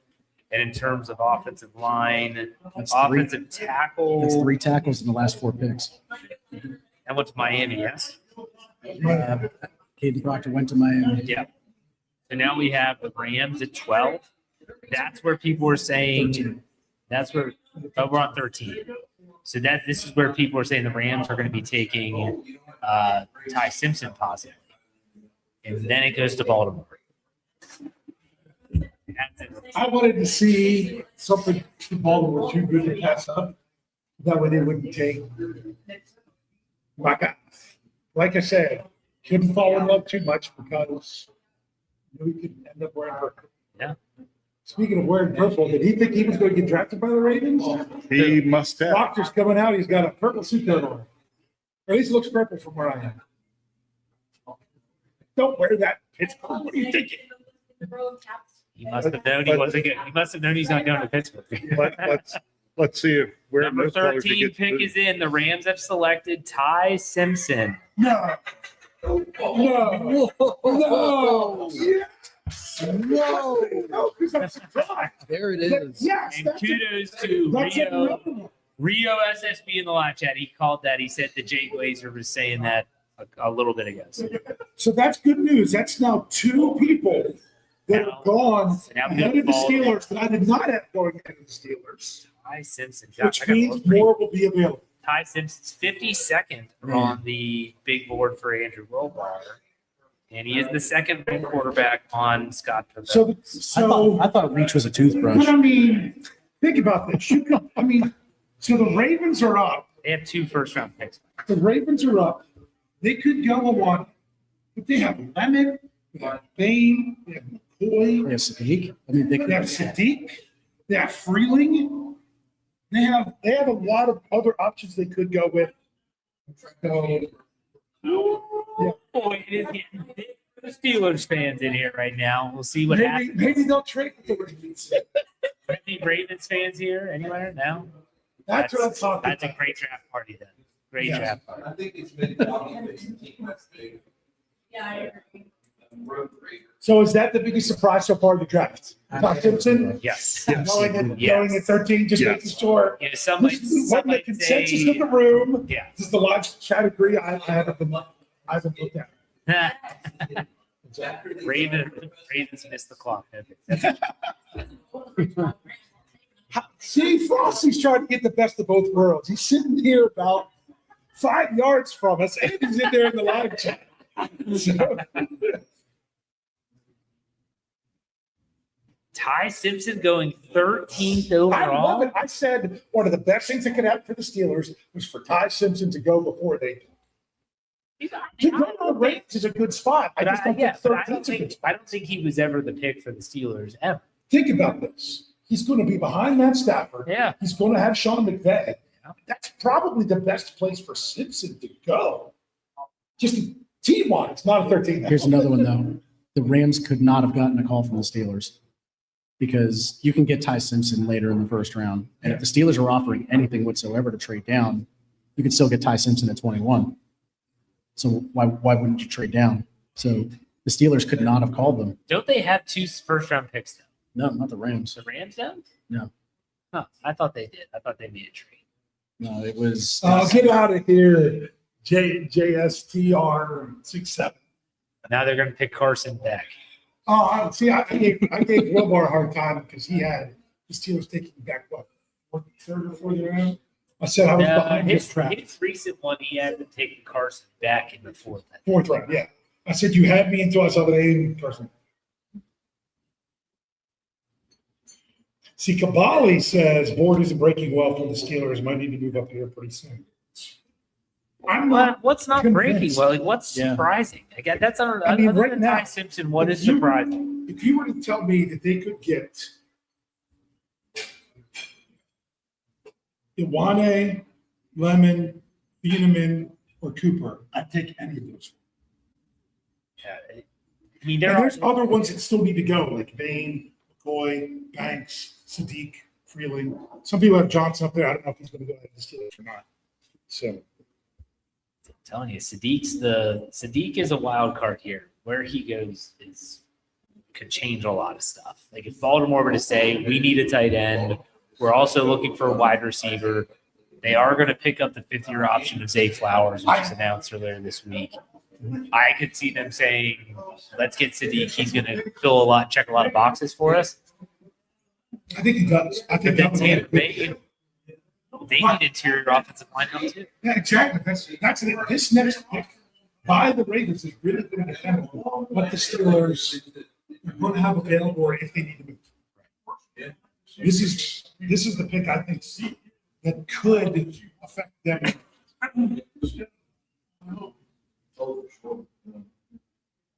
All right, so I think at this point you have to think if they're going to trade up with Tampa Bay. So they still haven't announced Simpson on TV though, right? The pick is in. What is it going to cost to move up with Tampa Bay at 15? You've got the chart. Corey. Oh, we moved up for 16 in the Scobro show. We gave up, I think, one of the thirds and one of the fourths. It was a mock draft. I wasn't paying Yeah. attention. It would Wait, take, I still have this as a note. it would Hold on, I take, gotta find it. it would take only pick number 85. Gosh, I'd give up a third to go to 15 after. Oh, no. Baltimore. Yeah, because you're right, because pick 16 was only pick 99. Your third third round pick. So you're getting to a point where the Steelers want to go. The thing is, they didn't go in front of Baltimore. So what Baltimore does here really is going to be. And I wouldn't be shocked to see them. I don't think they have to, but they could trade. They could trade with Tampa. They could trade with New York. I don't think the Lions are trading. So I would say if they're going to move, they need to move to 15 or 16. That's not just.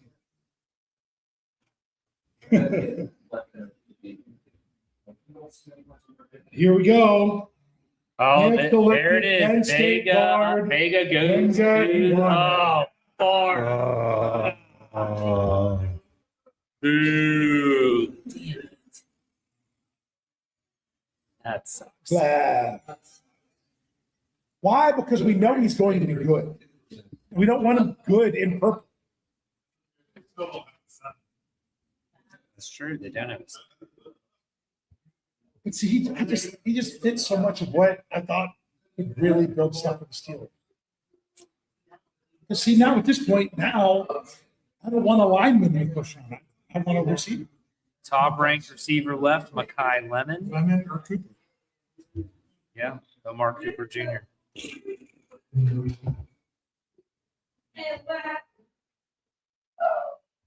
This board is not following Now the I'm like- Steelers. Now I'm like, This is what happened to me. If anyone read the article on the website, when I did a 2-round simulation, this is exactly what happened. In between now, because I didn't trade up, I stayed at 21. Every possible really good option was gone. You know, Mekhi Lemon goes. You had Omar Cooper went. The options were very thin at 21, and so I moved back, and it didn't help. And then you ended up reaching for someone. You know, I think at the time it was at 26. I went with Buffalo. Not good. Not good. Not great, Bob. Fun.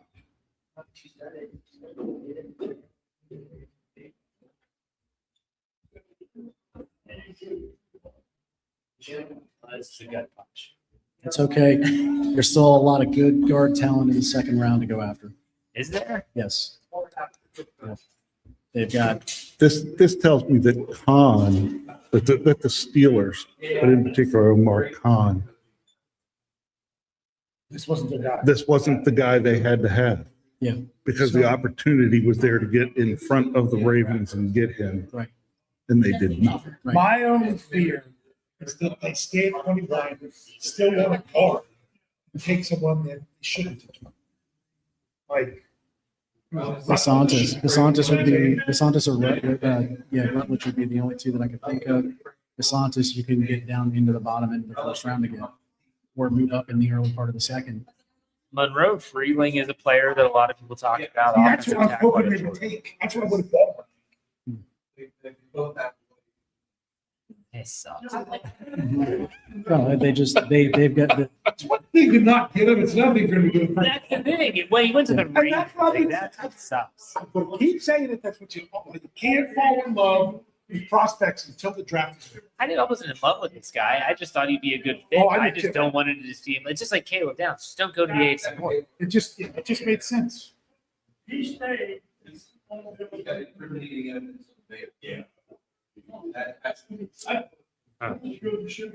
So Tampa Bay is up next.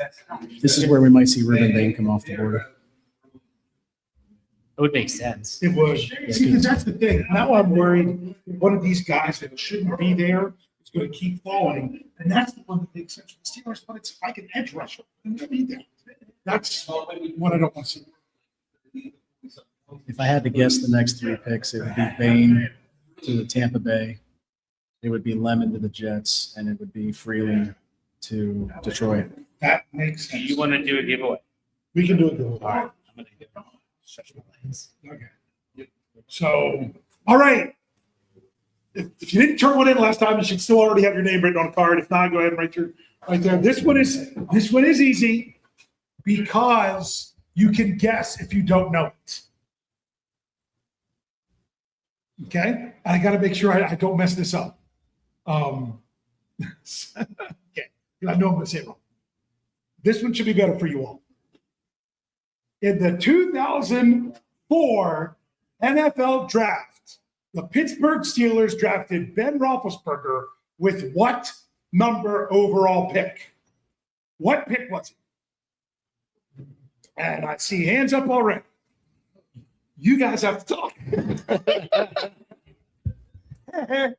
So Rich, Or we could just let Dave's voice leak back here to the microphones. yeah, But carrying the conversation across the restaurant. yes, So out of these guys that are left, let's just say Lemon until he gets picked. Thieneman is still there, but I think he's probably going to Minnesota. Yep. That makes a ton of sense for them. How do you feel about the idea of taking Kenyon Sadiq at 21? They need a pass catcher. They need a tight end 3/H back. my only worry is, well, you can't say it's a worry, but we saw what happened the last time the Steelers were set up nicely with 3 tight ends.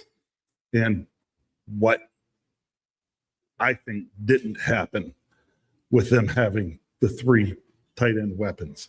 Now, if the coaching staff in particular says to themselves, hey, we could really do something with this, and then they would make the pick and then actually do something with the offense to make it workable. Yeah. I could see it. But it's not, wouldn't be my favorite. Sure. Do you look at a tackle if Freeling's on the board? You were right. You could. They just said bang to the Bucks. Yep. But you guys said that and I didn't hear it. All right, so here we go.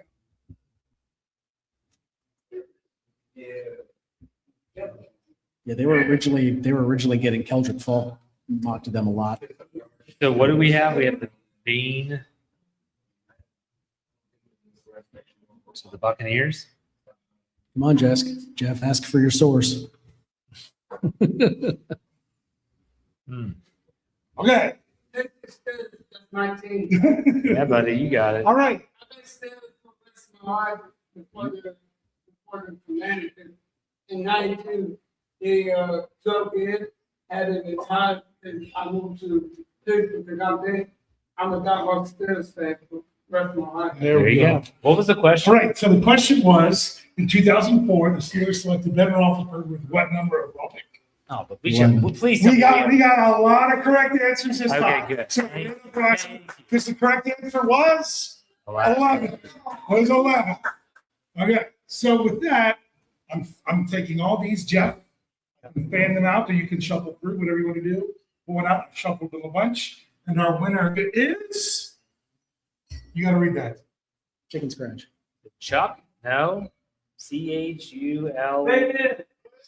Did you say Chuck? Chuck? Did you just write Chuck? I'm an 80. Did you get the gift card, Dave? Yeah, I got it. So Yes. Congratulations. Ruben Bain is the pick for the Tampa Bay Buccaneers.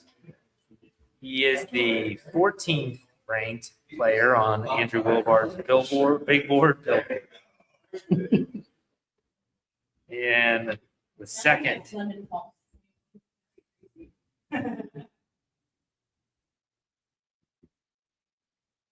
All right. So now we have who's on the Jets are on the clock again. Jets are on the clock again. So, Buccaneers right now. They just made their pick. The Miami pass rusher Ruben Bain, Tampa Bay. Still can't believe it. I hate Baltimore so bad. yeah. Oh, I Not just even put that, close. I Not just even put that close. in the knee-jerk reaction article that I really hate the Ravens, even without Wang Harps. Yeah, it's not a Harbaugh thing. That's not it though.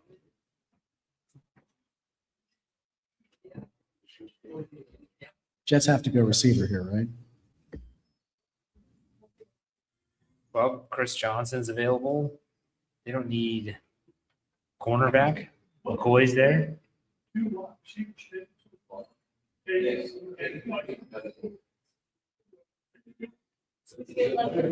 right, I saved this tab. I'm predicting Lemon, then Freeling, then Thieneman. Lemon to the Jets, Freeling to the Lions, and then Thieneman to the Vikings. That Thieneman to the Vikings, that is a match made in heaven. Yes.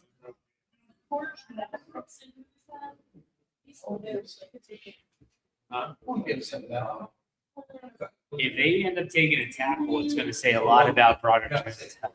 Yes. I think for me, that's what it would say. It would say, we don't think this guy's going to be able to play. And Which means Omar Khan was BSing in his presser. well, I mean, what do you expect him to say? Nothing at all. Well, he can't just not answer it. He got to say something. The Jets have taken Kenyon Sadiq with the 16th overall pick. That is interesting. Wild card is off the board. Yeah. We'll be catching passes from I mean, Geno Smith. Geno Smith. Welcome to the NFL, Kenyon Sadiq. 19th ranked player on Andrew Wilbar's big board. And in terms of tight ends,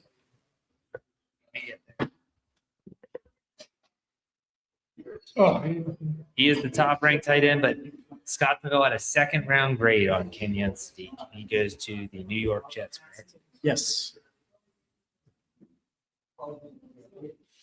All right, you guys were talking about Freeling. Yes. I think this is where he Here's is. why I don't have Freeling Detroit. as a guy that I want. What's his pro comparison? If you looked at, I think Detroit. Roger Jones. Broderick Jones. Oh, they're both good. No, that was I'm someone like, else. No, You have Broderick Jones. well, I was thinking about You would spend the first round Yeah. pick on another Broderick Jones. right. Coach Kevin Smith was talking about Kate Proctor, and a lot of people talking about the similarities between Jones and Proctor. But Proctor has a ton more experience and more start. That's the biggest difference. All right. So now we have the Detroit Lions, another team that needs offensive line help in a bad way. This is what I think Chris. Agreed. Freeling could go. He is the next highest rated offensive lineman according to Will Barr's figure. I think Freeling's going to go here, Thieneman to the Vikings, and then I'm going to say Caleb Lomu to the Panthers. Who? Caleb Lomu, the other offensive tackle from My Utah. question is, at what point is somebody going on? I mean, I if don't the- think it's Detroit. No. I think if the Steelers have their pick between Lemon and Cooper, that's not a bad choice to have.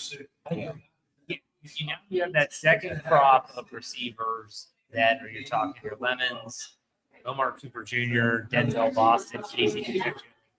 We're on the cusp of that run. Yeah.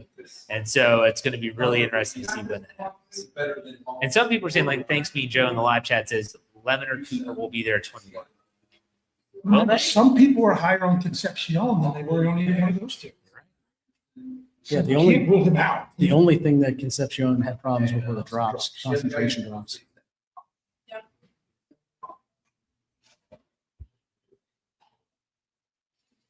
Wow, I just had it show up here, top thing on my Twitter. That the Raiders took Mendoza first overall. Yeah, it's not a, it's That's trade reviews. not a chronological timeline. Oh, no, mine is, but this is, they just put it out there. Thank you. I forgot about Mason Taylor with the Jets. They have two good tight ends. But who's throwing them passes? It is not the Seahawks version of Geno Smith. Does this iteration of the Jets, Geno Smith, get punched in the face and broken in jaw or not? Quite possibly. If you know, you Oh, know. man, I forgot By about Aaron Glenn. If you know, you know.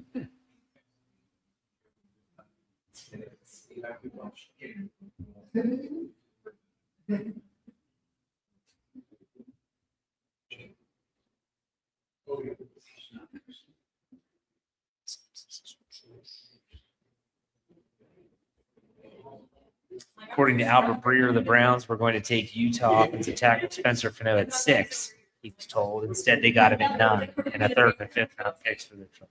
Which would make sense because that's why they feel comfortable moving down. Oh, that's what I'm talking off.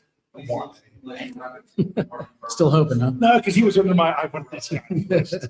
I hadn't touched that list yet. So, I don't know. I mean, now I have to ask, is it worth moving at this point? No. I don't think so. At this point, save your capital, move up. Screw the in capital. round two. No, seriously, screw your capital. Here's what I said. If you think Mekhi Lemon is one of those guys, you go get him.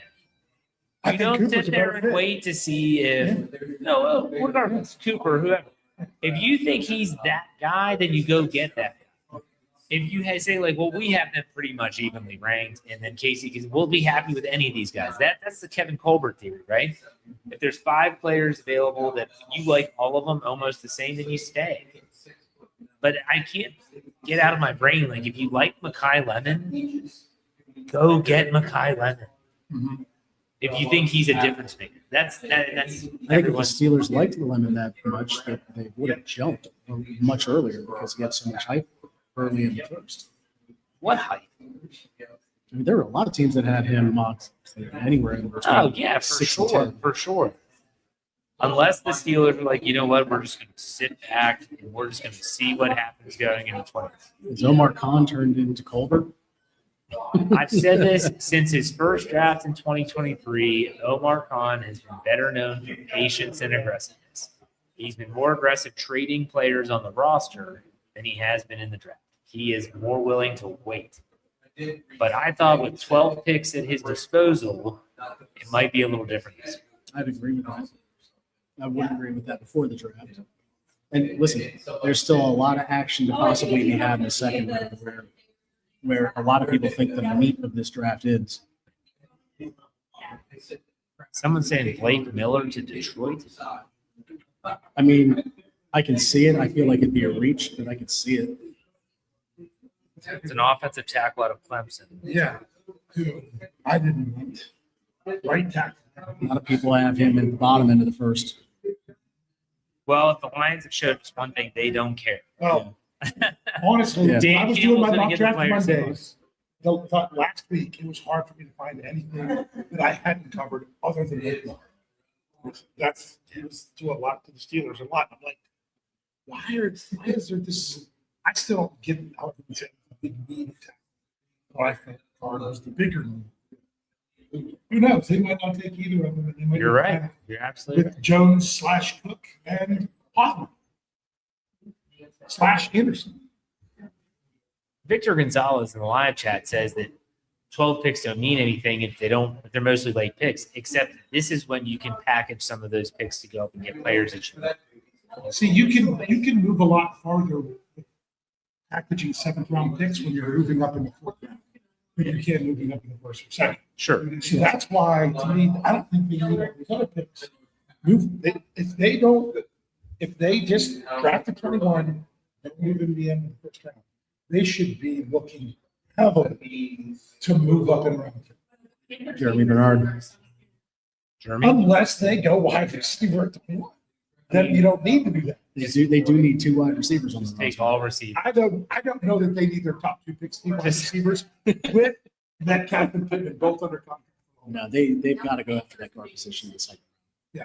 Or, I mean, honestly, guard, depends on how it would fall. It could even be 3rd, maybe, but they're obviously not getting the best one out there. Now, all the rest of them are. But I'll try to break down after this round because now I want to see the ceiling. Yeah, I would say that if they stay at 21, which I'm fine with, I would really love to see them. And it is Blake Miller. Okay. To Blake Miller. the Lions. Pick is in. The Lions take offensive tackle Blake Miller out of Clemson. He is Blake Miller, the 26th rank in Balak. Offensive tackle, he was the 2nd ranked tackle, 20th. That goes to Detroit. There you go. Pretty close there. I like that pick because I didn't want the Steelers. So now we have Minnesota. It feels like since we started talking about it, it was Thiening. I do know that at Fans First Sports Network, the First Skull, they're not huge on Thiening. So I don't know. We'll see what happens there. Still a lot of options for the Steelers if they stay at 21. Well, there was some weird stuff coming through. I was seeing if it was coming through. I was testing which mic it was. And now it disappears. I'm sorry. I had to break down the fourth wall. We have plenty of that tomorrow. In All right, so the Lions pick is in, even on the screen, television. You know, we were talking about what the Steelers could do at guard. And I always just have to remember, you know, so I have to ask, you know, if we like Mason McCormick. And if we do, we have to remember where we drafted it. South Dakota State. Fourth round. Yeah. So no, they could find there are guard in round there two. are guards to be had. But I don't think they're going to find a Hall. I mean, not that I think art. It's not as likely they're going to find a Hall of Fame type guard, which I think in 1A had the potential. I've talked about this. The Steelers typically, when they have a dominant line, have a couple diamonds in the rough. So whether it's a Alejandro Villanueva, who was a defensive player with Philadelphia before he comes to Pittsburgh, a Ramon Foster, who was undrafted out of Tennessee, Dylan Cook. Dylan Cook, he could be one of those guys. Yeah. Like if you get those, if you have Mason McCormick, a 4th round pick. I just thought that putting a 1st round pick into the offensive line, which they still technically could, I just don't see it. All those people wanted Blake Miller to the Steelers as a national champions. What they were kept saying, they need tackle. They've written off other jokes. More than and they said they need a tackle. And then they wanted to give him a right tackle and say, just move our time to the line. Yeah. Which I think they can do. If they really do what I think they need to do right now. And then be done. But I'm also throw this out there. I think if the Steelers move Troy Bontemps to left tackle, we should also move this here. Because that was his natural position in college. If you want to flip them, boom. Number 18 pick is in. The Minnesota Vikings have selected Florida defensive tackle Caleb Banks I did not. with their first round pick. That means 17th player. Peterman's still there. 17th player on Wilbar's big board. Wilbar is crying a river right now. Yeah, he is. But even Scott McGill had a first round grade on Caleb Banks going to Minnesota. If that foot is healthy, he's going to be a special player. NFC, don't care. Sorry, that's just the way that my brain works. No NFC problem. North, we play them maybe once. You know. They're saying they can't hear you, Dave, so we're going to unmute your mic. Okay. Who says they can't hear me? We can hear it fine. It's funny, they say speak in the microphone. We had a few because we were getting feedback. So turn mine down. Seriously, I'll talk loud enough into my mic. We know. So Ty Simpson going where he did, I thought was a reach. I actually think that this is probably a bigger reach because of the medical history. So Mekhi Lemon's still on the board. We have Carolina and Dallas before Pittsburgh's next selection. So can you give me, because I got First three, selection. can you give me 3 players that are still available that you didn't pick? Jermod McCoy, Boy, yep, same here. Dylan Thieneman. Dylan Thieneman. I didn't think Lemon was going to be And Mekhi Lemon. Same with me. Those are 3 guys that I did not think would be there. Now, I don't want the Steelers to take McCoy because Same. of exactly what Jeff said. You got JPJ, you got Dean, that they signed with 3 years. I just Jamel Dean, They brought back Samuel. It just seems like a lot there. So I would love for McCoy to go here in the next couple of years. I could see him going to the Dallas. Like that would be 2 defensive players. They got Caleb Downs earlier. They definitely need some help. And their top 2 needs here sets corner and safety. Yeah. they don't need a wide receiver. But they still say the Steelers' Yes. biggest need is quarterback. But no, Well, if they trade George Pickens, they may receiver. That's what I'm saying. Like, if No, I'm you're right. trade You are George right. Are you Pickens, pretty confident now that they did Lemon or Cooper? I am. yeah. I am, because I could see, I mean, worst case scenario is both of them and Thieneman go in the next 3. Well, wait, there's only 2. Wait, no. There's only 2 more picks. Two more picks. so the So one of those has to be there. the Panthers are going to have their choice of either of those 2 tackles. Number 19 pick is in. The Panthers have selected Georgia tackle Monroe Freeling. Freeling.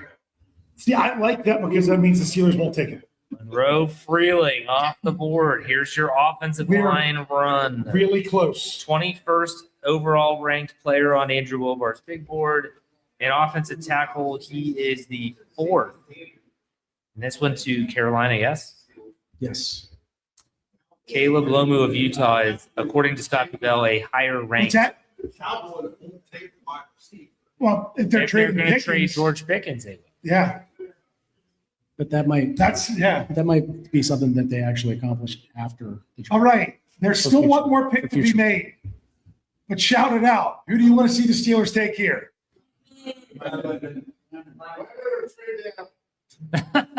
There you go. It's Chuck.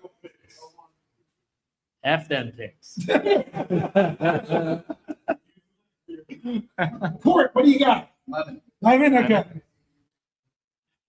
That's a tough one, because I do like Thieneman, but he has no use this year.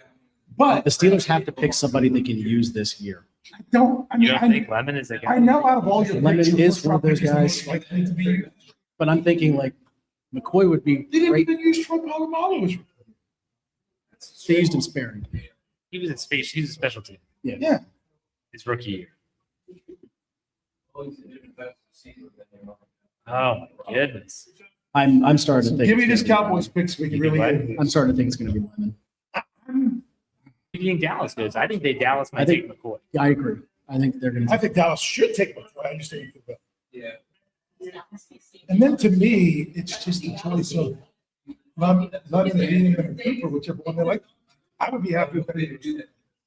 The way that Omar Khan talked about Mekhi Lemon at the press conference really spoke to me. They said, man, we really enjoyed our time with him. He could have just said he's a good guy, great player. He's accomplished out of Southern California, all that stuff. But he and Mike McCarthy, I don't know, maybe you heard Well, it different. this They gushed him. This is what I think.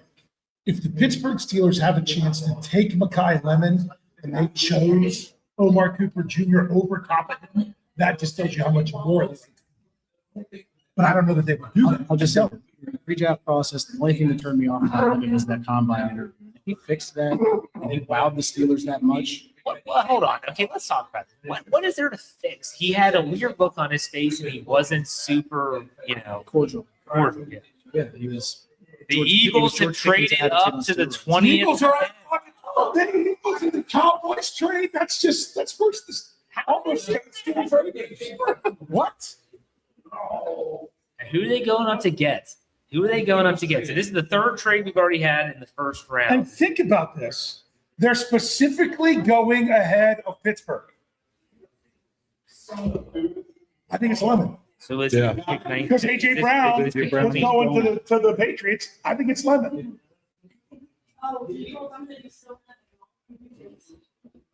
Oh my gosh. You called it, Court. I don't think they do Boston. Cooper's there. Dallas gets 23, 114, and 137. So they basically got back better stuff than what they gave to go up, but it was on the pick. So they get the 2 picks back higher than the 2 picks they gave up to move up.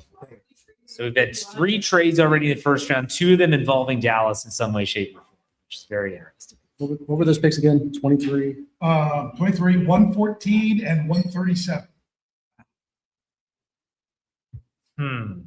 I don't think they go receiver, do you? I think they very well could, because I said the whole A.J. Brown. Mekhi Lemon is not nearly an A.J. Brown in terms of height, physicality. They also say safety.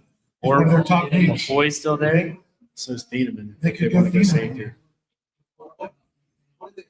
Omar Khan's probably crapping a brick right now. The yeah. Eagles got a 7th They rounder also back. got a 7th rounder back. Yeah. So the Cowboys gained 1 pick. But better than who? This is crazy.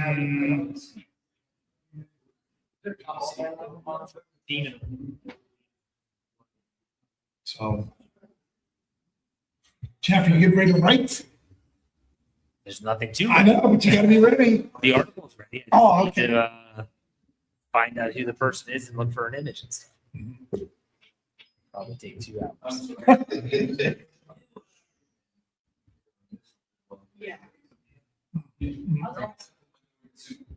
I'll tell you what, there's been some surprises in this draft, though. Like a lot of trades so far. Players that you didn't think were going to go as high as you originally did, like Ty Simpson going to the Rams when he did.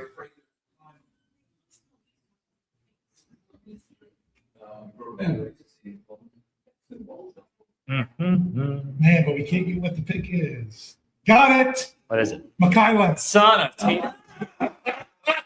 Knights of Columbus, that hurts.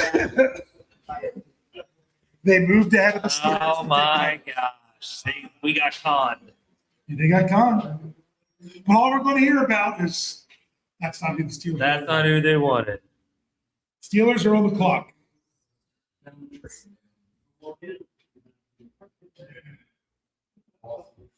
Take calls. Take calls. Trade back if you can, unless you like Thieneman.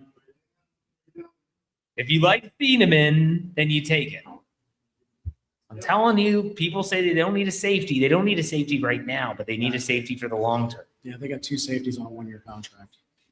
I mean, I think Brisker's probably going to stay. And then what's his name hasn't even shown up and signed the contract. Yeah. He's Did you hear- pulling an Aaron Rodgers on that one, though. Did you hear He's not Tim there. Wexler said on our show today that he's supposed to show up next week?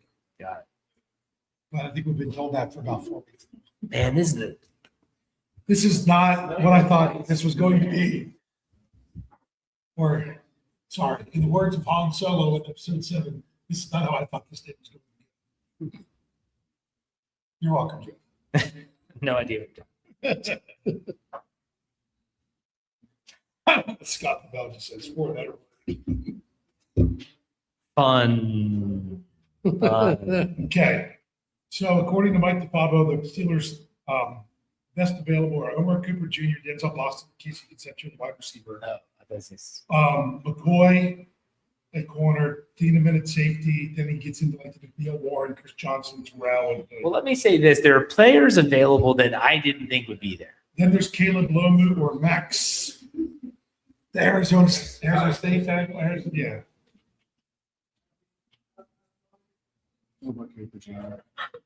Yeah. That's So you feel the Steelers are officially on the clock.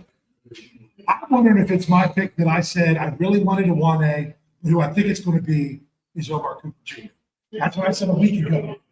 That's what I've been saying behind it. So we'll see if that's what we What?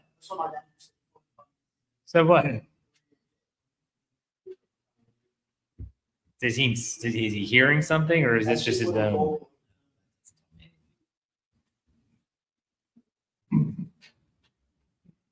Yeah, it does. It tells you Brian was still sober enough to make a phone call. Big Bro doesn't say much, but when he does, he comes in with the jokes Right. I don't think he drinks, actually. anymore. Anymore. True. Doesn't drink any less either. What do we think? What are we thinking? It'll probably be good. Trade back. Shut up. Dave, damn it, don't do that.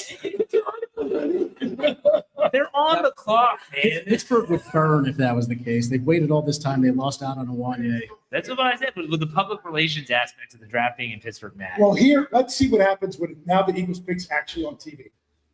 I wonder if the Steelers end up being very tight because the draft is in. I don't think in it matters. The Pittsburgh. beat writers are going to have it before Jordan Schultz, probably. So keep your eye out. Oh, I've got them. So there's McKyla. That's a good spot for him, though. You got to admit. To No, go it's to Philly. horrible. Not good for the Steelers. Nope. care. It's an NFC team. Exactly. Steelers play Philly this year in Philly. I mean, we're losing. That's a given. Well, come on. Have a little faith. We're losing by a little bit. All right, I'm trying to get it. 10 o'clock. 10 o'clock on the dot, right? Wow. Isn't it usually like 10:45-ish around this time? I feel like it It has. has been normally going later. much better with the short clock. So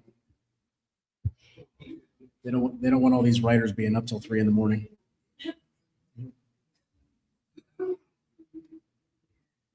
Son of a gun. Come on now. yeah, I can't.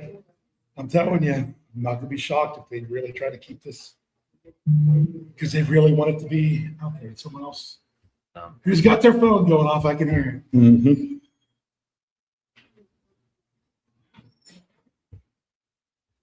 And we have silence Yes. from the reporters. Here we go. It's because they're trading back. You're killing me, man. Just make your pick. I'm just waiting for the Steelers. If say they the took pick is Omar in. Cooper Jr., I'm not going to be upset. No, I'd be happy with that. I'd be I think based on what the board is right now, that's the best pick in my opinion. And if they took Thieneman, I wouldn't be upset either. Although McCoy and Thieneman might be a They're better best value. player available if we're doing that. Yes. But if I had to pick between those two, it's Thieneman. Because it's in a better position. Khan's probably fuming that Philly traded up. They probably never thought that Dallas would trade with Philly. Yeah, that's probably. Yep. They'll They're like, oh, they won't never trade. say it. They'll never say it. If you see it, say it. Whoever is out there. Anyone sees it, but it's got to be the real thing. Yeah, seriously. None of these Craig calling guys tell them they're being drafted when they're not.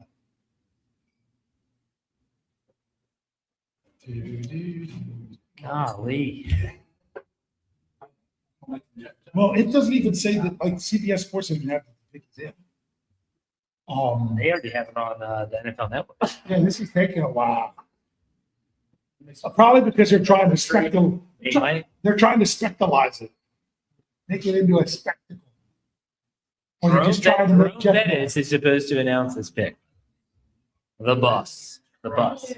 Jerome. It says the pick is in for the Pittsburgh Steelers. So we don't know who it is, but they have made a pick at 21. Check the beat writers. That was from the Steelers I themselves. know. People here might not know.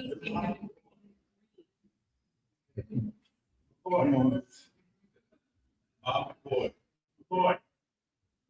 They're saying it's McCoy. Boy. Who said it? CBS Sports. You kidding me? You serious, Clark? You serious, Clark?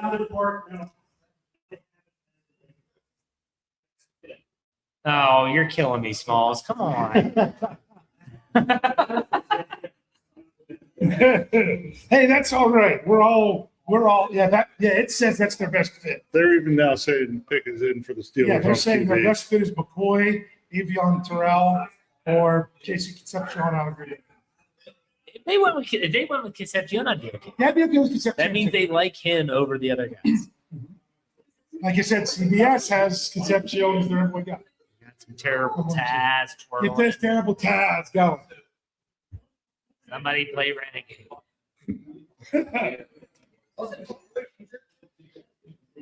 That was the other one. No, McCoy was the one that was injured and missed all last year. No, that's a torn ACL. Yeah. The pick is in. The Steelers have selected Arizona State offensive lineman Max Oh, something. What yeah. What? hell? Wah, wah, wah. Who is this guy? Oh, Max I is all I know. He was one of the ones that I didn't want him to take. Anyone? Come on, Corey. You're the draft guy. Tell me something to make me feel better about myself right now. Reaches a toothbrush. Oh. Yeah, That's they all could I have got. traded back 6 spots. What a gut punch. Kicking that. He's a project. That's the problem. He's a project just like Roger Jones is. But he is one. Is he one of those guys that's tackle or guard? He's tackle. Well, I mean, I thought I saw somewhere where he was. Sorry, Jeff. Wah, wah, wah. At least it's not. It's not the. Oh, not kidding. Don't draft Jenny Pickett. This is It's just a letdown. All right, how many people feel let down by that one? Yeah. I see a The lot draft, of hands going up. the draft is in Pittsburgh.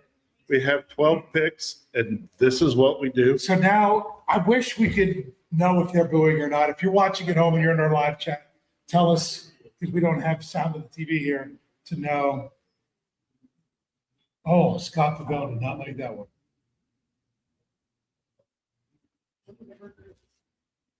Yep, a somewhat, like Brian Batko says, a somewhat developmental right tackle.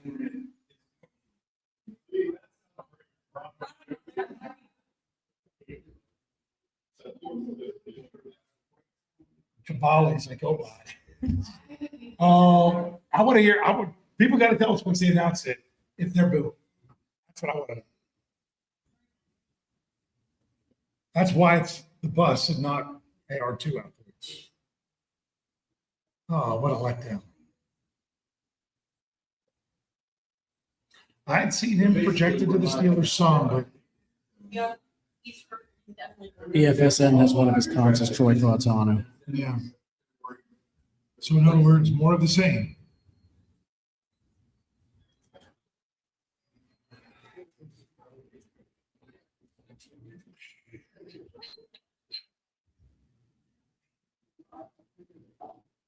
a hush falls over the crowd. Yeah.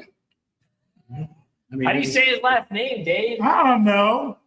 ask You're- Dave. He just knows that because I actually figured out he won it. Wilbar pulled off his name the best. I couldn't do it. So according to the NFL mock draft database, he was the 29th overall pick, 29th overall rank, and their consensus had him going at 23rd. To me, it's just when you have those other people on the board to go there, it's so uninspiring. The There's word I one place used, that have been Pittsburgh. word I used in the knee-jerk reaction article is underwhelming. A couple places had him go. A couple places had him go 17 to the Lions, but other than that, everything had him going mid to late 20s, early 30s. A lot of places had him going to New England at 31. I just. The guy was second team, all Big 12, man, second team. So he was second team all Big 12. That's what Frosty's letting us know right now. Second team. Oh wait, but he was a basketball player, so that means they're going to love him. Yeah. So.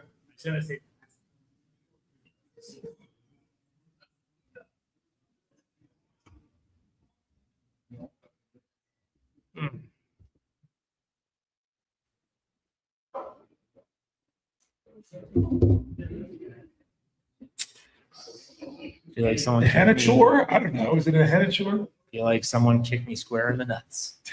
I mean, there were so many other players that would have. Nothing like having an exciting draft party. They're going to trade back into the first round. Good night. I do like seeing him happy. Nothing against the dude. I hope he does phenomenal. I hope he's great. I hope he's the first ever all-pro offensive tackle for the Pittsburgh Steelers. because they've never- This tells me Never happened. This tells me that the Steelers are really concerned about Roger Jones. Yes, this means so now this is what do I want? If this is the guy they want him at right tackle, then I'm wanting to switch the whole right side to the left side in McCormick and Fatanu, and then you're looking at Hoffman and Anderson at right, It's a lot of movement. or a guard that they take later. Who knows?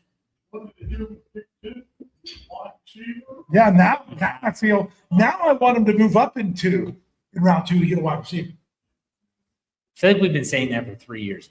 Yeah. But the more we're like, hey, they're probably ecstatic because they actually had two. They're so used to only having one.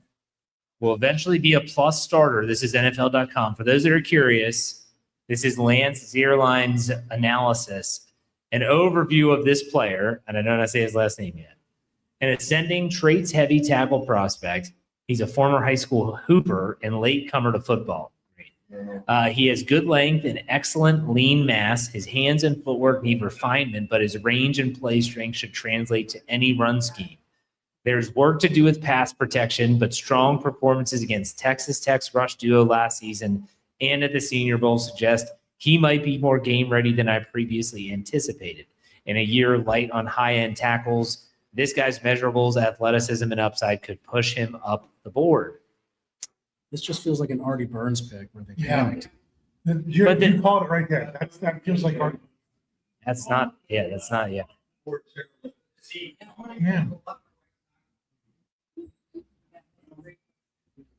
Has to be left, because there's no other place. Oh, jeez. Do you really? I'm trying to decide. Do I really want to try to listen to what Oma and Carter I will say catch about that. this I pick? will catch that later. Check Okay, it. so he's Nigerian. That's why he was late to playing the game. Just want to know how to say his name. I can. On the shore. Oh, Jim Woods. He said on his podcast today, he said, just where are the John? He's one of the ones that they where are talked the about. John Smiths? Ihanachor, yeah. Ihanachor. Yep. Okay. All right. Thank you there. Ihanachor.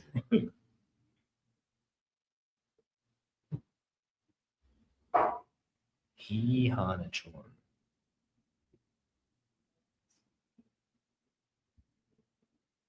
That's not what he. That's not. Okay. Would we like some insight from one coach, KT Smith? Does he provide some? He says all that talk about being aggressive and going up to get the guy they really liked. And then they stand pat and reach for a project offensive tackle who feels like Broderick Jones. Thanks, Coach. Wah, wah, wah. All right. The draft is still going on. Yeah, We it need is. to figure out where this guy was even ranked on some of these big boards. Might need to give me a minute.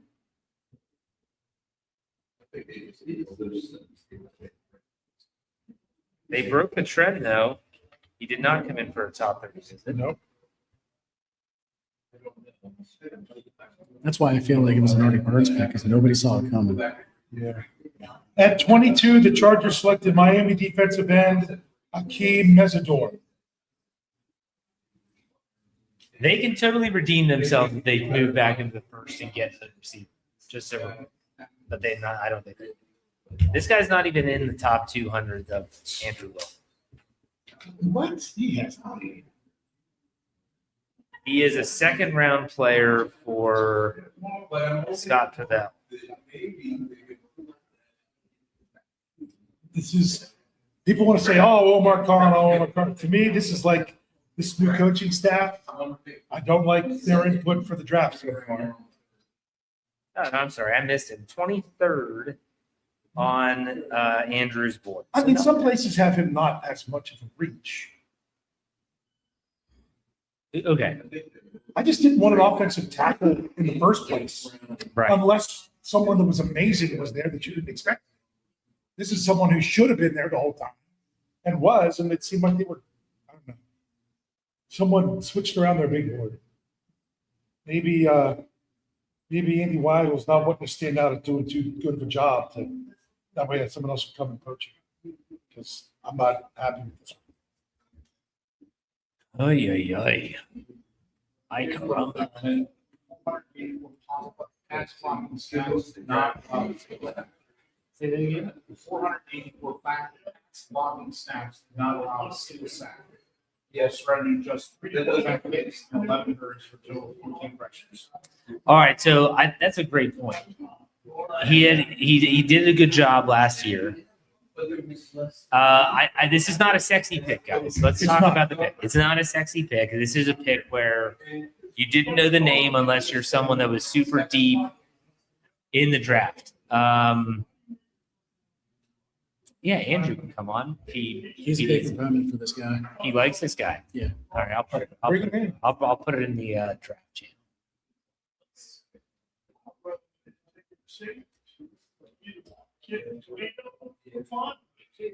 Emmanuel McNeil Warren, safety. Yeah, he's still there. All right, I'm listening to Omar and McCarthy. Mute. All right, so let's see here. What else we have about this guy? What else do we know about this guy? He is a pretty good athlete. I feel great. He was 23. Cowboys took UFC pass rusher Malachi Lawrence. Who was 22? What was pick 22? Hakeem Mesidor. What position's that? Edge. Edge.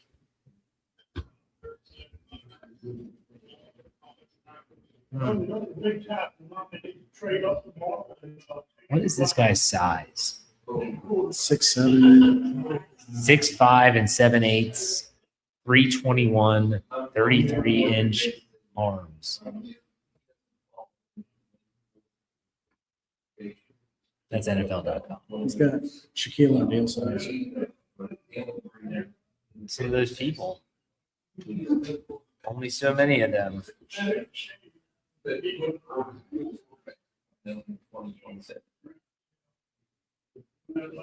Okay, I'm falling behind. And some people in the live chat are saying that this guy was projected to be taken by. No, they're asking about Brock Jones. No, they're not going to say it. All right. Jeremy Betts is going to be joining us here. We'll bring him on. All right. Jeremy Betts, hopefully coming right off the breaking news podcast. What's going on, Jeremy? Yes, sir. Putting the product out there, waiting for it to upload into Megaphone right now. But all right, man. It is breaking news. First things first, how do you say this guy's name? Max Ahinachor. Ahinachor. And what was your take on the pick? Okay, so with Omar Cooper Jr. still on the board, I thought it was maybe a surprise to me. Maybe not to people who are more in tune with the actual scuttlebutt in the NFL, because it did seem like there was a turn to the offensive tackle group for the Steelers as the draft process went along. But once the Eagles took Mekhi Lemon out from under them at 20, I do think that the Steelers pivoted probably to the next highest player on their board, which would have been Ahinachor. And, he's a good player. He is a very, very good tackle prospect. He can play either side. You could move him into guard if you want to, but the versatility that he brings is something that I think the Steelers will have coveted. Highly athletic, big body guy. Just the type of player that we've seen Omar Khan target in his short tenure as a Steelers GM. Dave, what are they saying about Broderick Jones? They're talking about him being right tackle. Right tackle only? This guy? They're saying the guy they just drafted is a right tackle only. That's what McCarthy just said. So that means they're moving Fautano to the left. Wow. See, that is definitely What in the a possibility. hell is going on? You think you have some semblance of idea as to what's happening. Andrew Wilbar's here. Let's bring him into the stage as well. What's up, Andrew? How's it going? I don't know. You tell me. How's it going? I was not expecting that to be the pick, but Ianachor, aside from Steelers-specific rankings, I wasn't looking at tackle that much for the Steelers in the pre-draft process. I just didn't expect the Steelers to take one in the first round. But aside from that, just for my broad NFL draft rankings, I was a big fan of Ianachor and liked him as a prospect coming out. He's got ideal length. His game projects well. If the Steelers even wanted to move him into guard, you could play him at guard. He's an incredible athlete The footwork still needs it's a little bit of a work in progress there. He plays over his feet a little bit. So there is some raw aspects to his game. But if you're talking about from an athletic perspective, talent, coachability, toughness, you're talking about a guy who plays through the whistle, who is a grinder. Once he gets his hands on you and latches onto you, he has incredible power, and he knows how to win with leverage. So there's a lot of things that to like about it. I think first year, fixing the pad level, he plays a little bit high sometimes. Those are all very fixable issues. I like Iannitor overall as a player. I just didn't expect him to be a pick for the Steelers. I'm actually pretty happy with it, considering who was available. The board didn't really go the way I wanted it to. But all things considered, where they're at, I actually really like the pick. And I think that he's going to be a really good player, either at tackle or at guard. I wouldn't rule out the idea of moving him inside to guard. I mean, you had him 23rd, I believe, on your big board, correct? Yes. That's not too much of a reach when you think about it in that perspective. No. What do you guys think this means for the offensive line? Like, I know Dave's listening to the press conference right now, and he's saying that according to Mike McCarthy and according to Omar Khan, this guy's a right tackle only player. That means Troy Fautanu definitely could be moving to the left side. You guys like that thought? Dave Campen better do some good work. Yeah, well, yeah, I mean, this is a new offensive line coach. Good point. He had to put his blessing on this, especially having Caleb Lomu still on the board. True. Jeremy, what's your take? Yeah, if McCarthy is talking about having him play at right tackle only, then that tells me that Fautanu is the guy that they feel the most comfortable moving around. And when they selected him last year, we talked about his versatility as well. So I think that it is kind of a wild turn of events here to take a guy in Fautanu who was a top 10 or 12 player at his position as a rookie and now move him around. So from that perspective, I am a little bit like shocked that they would take him and then turn right around and say he's a right tackle only. Like, it made more sense to say that his versatility is something that we will tap into, and he's a guy that we can move to the left side in case of issues with Broderick Jones or Dylan Cook, and the uncertainties with both of those guys. But to say that now Fautanu is the piece that you think you're going to be moving around, that's a departure from what I think is a good idea. And so I'm skeptical of that at best at this point. We'll see what happens. Casey Concepcion just went to the Cleveland Browns, for those that are paying attention. So another one of my guys. Yeah, good stuff. So Omar Cooper Jr. is still on the board. Is that right? Am I right about that? He is. If he's still there at 32, let's go get him. Andrew, what's your final thoughts here? I think that Fautanu would be great if you move Fautanu inside to guard. If they see him as a right tackle, I'm fine leaving him there. Move Fautanu inside to guard. If you compare Fautanu and what he would project to be inside at guard and compare him to the other options the Steelers had at guard at 21, which was Bazantis, a good football player, but I would still take Fautanu as a guard over the other options they had available. And when you look at Iannitor and how well he projects it, I mean, he's only been playing football for 4 years. And for him to have developed to this point is incredible. It's an attribute to his work ethic and how hard of a worker he is. I know that he's very well respected in the locker room at Arizona State. He's a very high character guy. And the athleticism, everything checks out. He's young. I think all things considered, considering how badly the board just did not go for the Steelers tonight, I think that the Steelers really made the best of it. And I think I'm pretty optimistic about this pick. I think you can reshuffle the line. And if you move Fautanu into guard, if Broderick stays healthy at left side, and you play Iannitor on the right, that's already a much improved offensive line. Dave was showing me that Omar Khan said in the post-pick press conference that they leaned on Hines Ward for some information on him as a player, and he obviously is in the locker room as a wide receivers coach. But all right, Jeremy, final thoughts. Yeah, I'm willing to entertain Andrew's thoughts on this, like just from a philosophical standpoint, but I'm very skeptical of moving a guy that was so good at a big time position and trying to just reshuffle that when you already had somebody good in place. Yeah. All right. Corey, anything to add? Yeah, I'm hoping that James Campen can work some magic. And, like I said, with Logo on the board still, he had to have given his blessing for this guy to be the pick. So we've got to trust the process on this one, because I know there's probably a lot of people besides Andrew Wilbur that's scratching their head right now. I'm getting some crap in the live chat because I don't know every single player that's coming into the draft. I lean on people like you and like Jeremy and like Will Barr. So, and I would go with Will Barr's pronunciation and not mine. I thought it was a Hinachor, but he's saying Ianachor. So I'm assuming he's right. We'll see. We will see. All right, gentlemen. Thank you for your time. I appreciate it. All right. Thanks, Jeff. No Go problem. Steelers. That's right. All right. We'll see what happens here in the coming moments to get everyone caught up with the draft. Where are we now? Bears. The Bears at what pick? 25. 25. All right.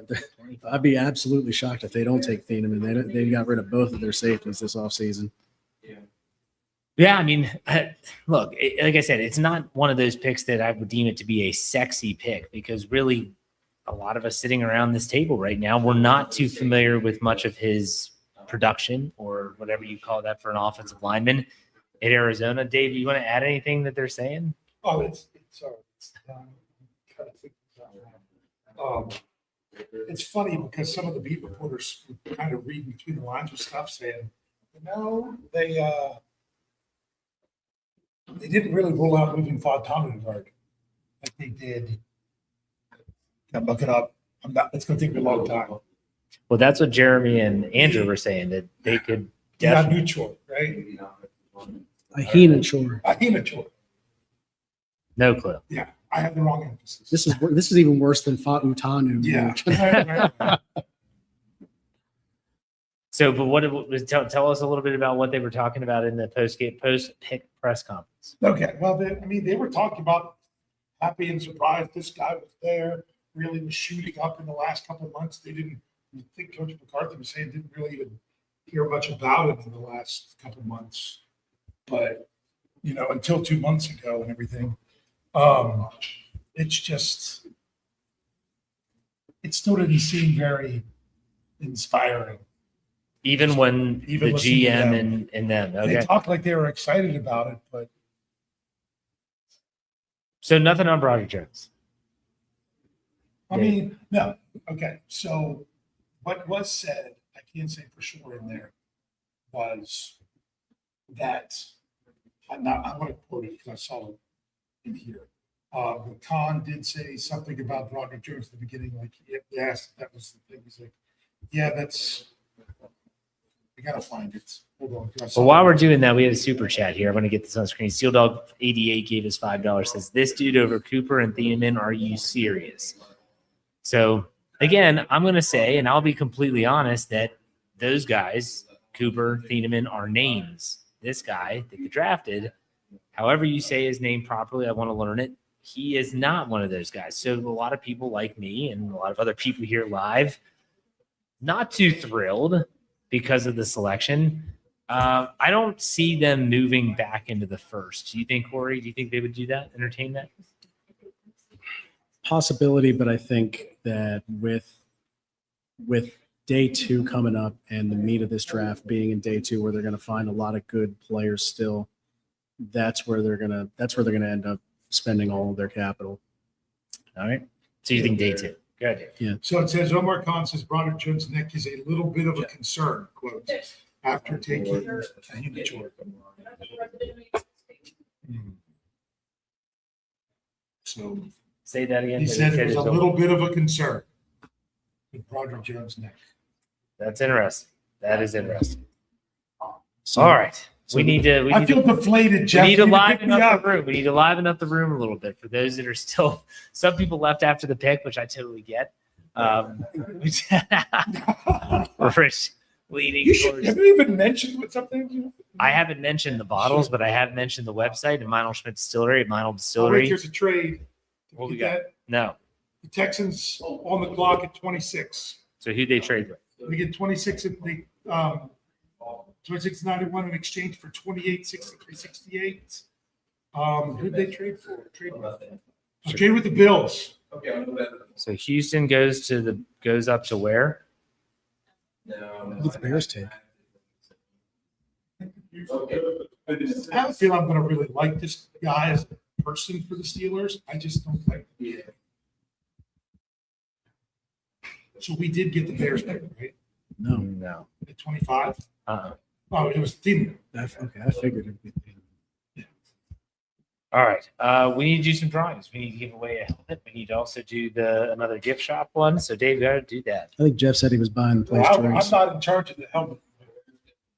But, okay, now I'm sorry. My mind is just, so I got to kind of figure out what the next question's going to be. Because this is not what I expected the Steelers to do. Instead, which changes my trivia question. Do you have one? Yeah, I can do one. Jeff's going to like this one. Is this? I'm going to give you another easy one. So go ahead and write your name on it. Anyone need a card, or do you still have enough cards? Write your names. You already have that to get ready to answer. Jeff's going to like this because it's another easy one. I'm going to give you a few minutes to write your name.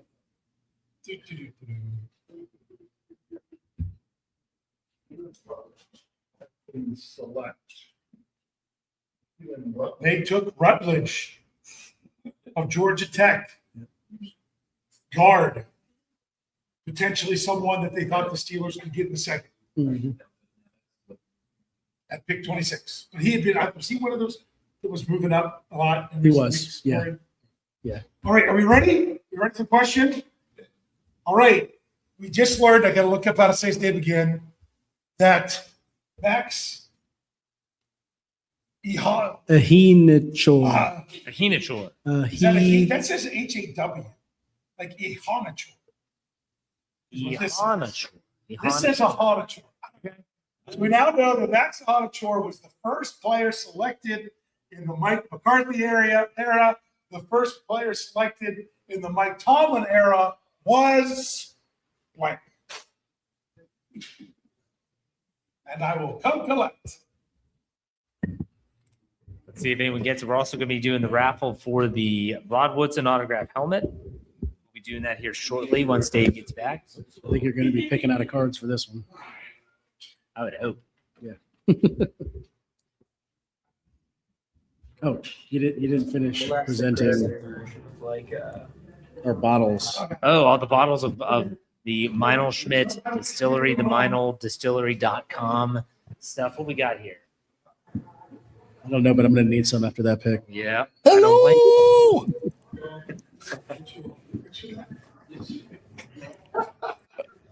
I don't know if the connection's good. Oh, Hello. Brian. That's what that sound was like. What is that? All right, we're here. Brian Davis is here. What's up, Brian? Yeah, And we need- And Philly. I've got Philly G with me. What's good? What's up? What's the vibe there? It was really somber here. It felt like someone died. Yeah, there was a few expletives. And then the place cleared up. I'm like, hey, wait, they're gonna trade back in. Don't go away. But everybody left. But Yeah, the crowd it's was very- electric, wasn't it? And the crowd was great. Yeah. And the Steelers picked and it went dead silent. But more important, how was your crowd? It was the same. It sounded like it was a funeral. Yeah, but Everyone I'm was- talking about how was the crowd before the pick? Some of them are still here. We're about ready to give away the helmet. So Okay. yeah, Did we do a good job? I mean, I'm asking, was it a good party? Still, it's still a good going pick. on. Okay. Are we happy? But it's not a good party. Are we happy Yes. with the pick? No, we're not No, happy with the pick. I'm talking about business. Are we happy with the? Yeah, Are we happy with yes, the I think turnout? so. The Steel Curtain Network party is a success. Yes, Okay, I would good. agree. Thank you, Corey. At least Man. you know how to talk to me. Right now, everyone is thinking about the pick. We're That's still trying to exactly- figure out this dude's name. Yeah, I can't wait to just call Shannon. I can't wait for Shannon, and that's not a rip. That's going to be entertaining. I want to hear you. I tell you what, boys. I tell you what. I hear you. Rosky I said hear he you, said he sir. wasn't even willing to answer the question. He was not even willing to answer the question. He is not happy. Who's Shannon? Oh no, I said Frosty, who's here. Oh, okay. Frosty DeVaria. We have I'm a at a super fight chat. club. Hey, thanks. Me and Joe gives us $5 and says we're making us on the stage. It looks silly because we're doing a draft show. We haven't done our homework. He said that this guy was projected a first or second round, and none of you know who he is. Wow. I knew who he was. I just didn't want the Steelers to take it. Yeah. I cover Arizona State. I knew who the guy I was. wanted to learn how to say his last name because I wanted to learn how to say Iwana instead. Right. So, all right. The answer to the trivia was Lawrence Timmons. Jeff is going to pull a card. Annie.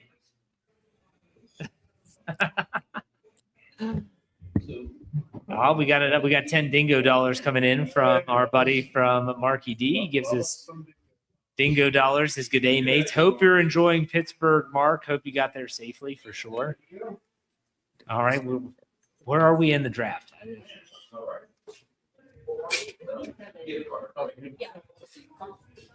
So you have the 27 to the We're Niners. giving away the helmet now. Let's score it. Oh, the helmet. Get your tickets out. Pick one. Only one. I mean, Yeah, traded with Stanford. Miami trade? how is this guy with everything? Brian Haynes Nice. for the helmet. Which helmet is it? It's the Rod Woodson helmet. Jerry Fortune. There you go. Brian Haynes, congratulations. Nice. You can stay in there for tomorrow night Yes. if you're here tomorrow night for it. Chris Johnson So goes everyone to who's Miami. entered tonight Chris can Johnson stay in goes to for Miami. extra chances for tomorrow night. So they traded. The Dolphins are trading up to 27. I'm sorry. I'm trying to Omar Cooper. Huh? Is Omar gone yet? They took Chris Johnson. Omar Cooper still available. Trade back in, Steelers. Trade back in. I don't know what it would take to trade back in. Come on, Everything's Troy. been cheap tonight.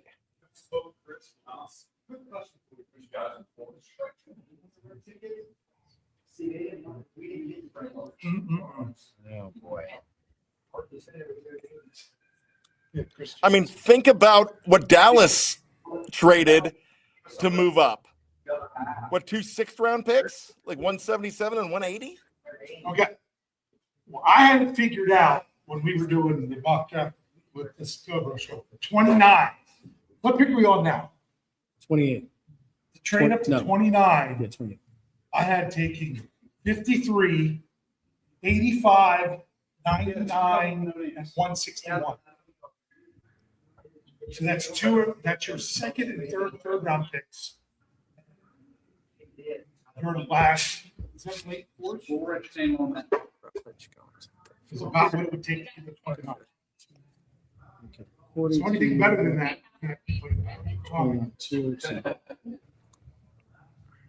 So Pittsburgh could get to 29 by giving away 53, 76, and 85. Actually, it'd be 53, 76, and 99. Trade back up there, get Cooper. Make me happy. That's a lot.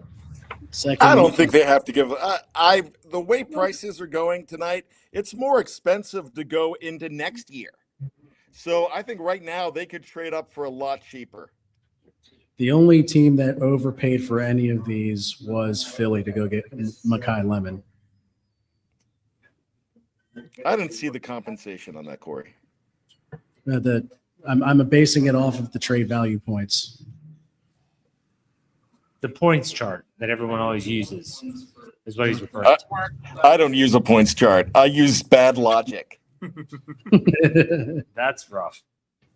Unfortunately, bad logic is probably very suited. Yeah. So is your event over, Brian? Yeah, pretty much. There was a max exodus, but it was a great event. Oh my God. I ate like a kid here Were they tonight, like ticked you off guys too? did. Were they not happy? No. After that moment, it was like dead silence. It was like Brian said, mass exodus. The building cleared. There were some expletives. I'm wondering but- what the reaction was in Pittsburgh at the actual draft. The three biggest reactions are probably Vega upset a lot of people, Lemon upset a lot of people, and then the nail in the coffin was Mad Max. You can't do anything about Lemon. Yeah. You can't do No, because that. that was I mean, an in-division trade. That was strange at the beginning. that's called desperation. You want a guy, and the Cowboys made them overpay for it. Fine, but they got who they wanted. Yeah. I'm not that bummed about Max. I hope it pans out. I hope they have a dominant offensive line. That's what I think people are. The big question is how they're reshuffling the line. Especially because they said that he was playing strictly right tackle. I'm going to have to go listen to that myself. I want to hear the questioning. And Yeah, I just remember I was trying to listen. You're to trying to do guys, two things at once. Sure. Produce Jeremy breaking news podcast and listen to that. That's what I'm saying. It went to the Texans. I did not see that happen. I think that's right. Chris Johnson's gone. Heinemann's gone. Yep. Is McCoy gone? No, he's still on the board. No, he's still there. That's crazy. Yeah, that injury must be scaring a lot of people off. That shocks me. Yeah. Massive value right now. Jacob Rodriguez is still there. He was being talked about as a late first-round pick. He's The going to be Patriots are Patriots are trading blocked. up to 28 They were With talking about them trading back. with an Not a trade AFC up. East trade. Who are they trading with? Trading up to 28. Is that with Houston? I'm no. looking at your board. This is wrong. Oh, no, I thought Houston went Bills at trade 28 picks with for Rutledge. 8. The Patriots give up 31 and 125. Who are they trading with? Bills. Wow. The Bills trade with the Bills. What is going on? Cats and dogs living together. Yeah. I mean, this is In division trades are wild. 211. you don't trade within the division. Yeah, that's only 2 trade points, so it's a dead even trade. I don't know if that's But the same with it's in Brian division. logic, though. Yeah, it is Brian logic. Bad logic. That's what we'll call it. Bad logic. Bad We should logic. start another show called Bad Bad Logic. Goes along with bad language. So Well, that's the we- sixth- that's the we were sixth celeb- trade though in this draft so far.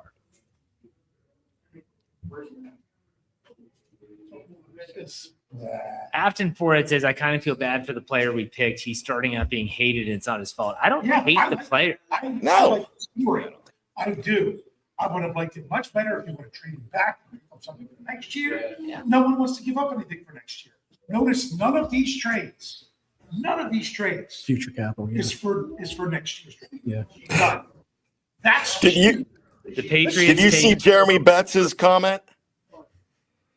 Ian Caleb Rappaport, Lomu, whatever his name is, he goes to the New England Patriots. good player. In fact, most of them- Apparently, Ian Rappaport is saying that the Steelers were on the phone with Mekhi Lemon when the Eagles traded up and took him out from under them. Who said that? Rappaport. According to Jeremy Betts. According to Jim. But he's on a first name basis because he called him Ian. Yeah, I'm seeing that same report here too. Not them being on the phone. Yeah. NFL Network just said. They've got it. That they have to feel sick then. The Steelers. Yeah. So then it was an Artie Burns pick. Seems like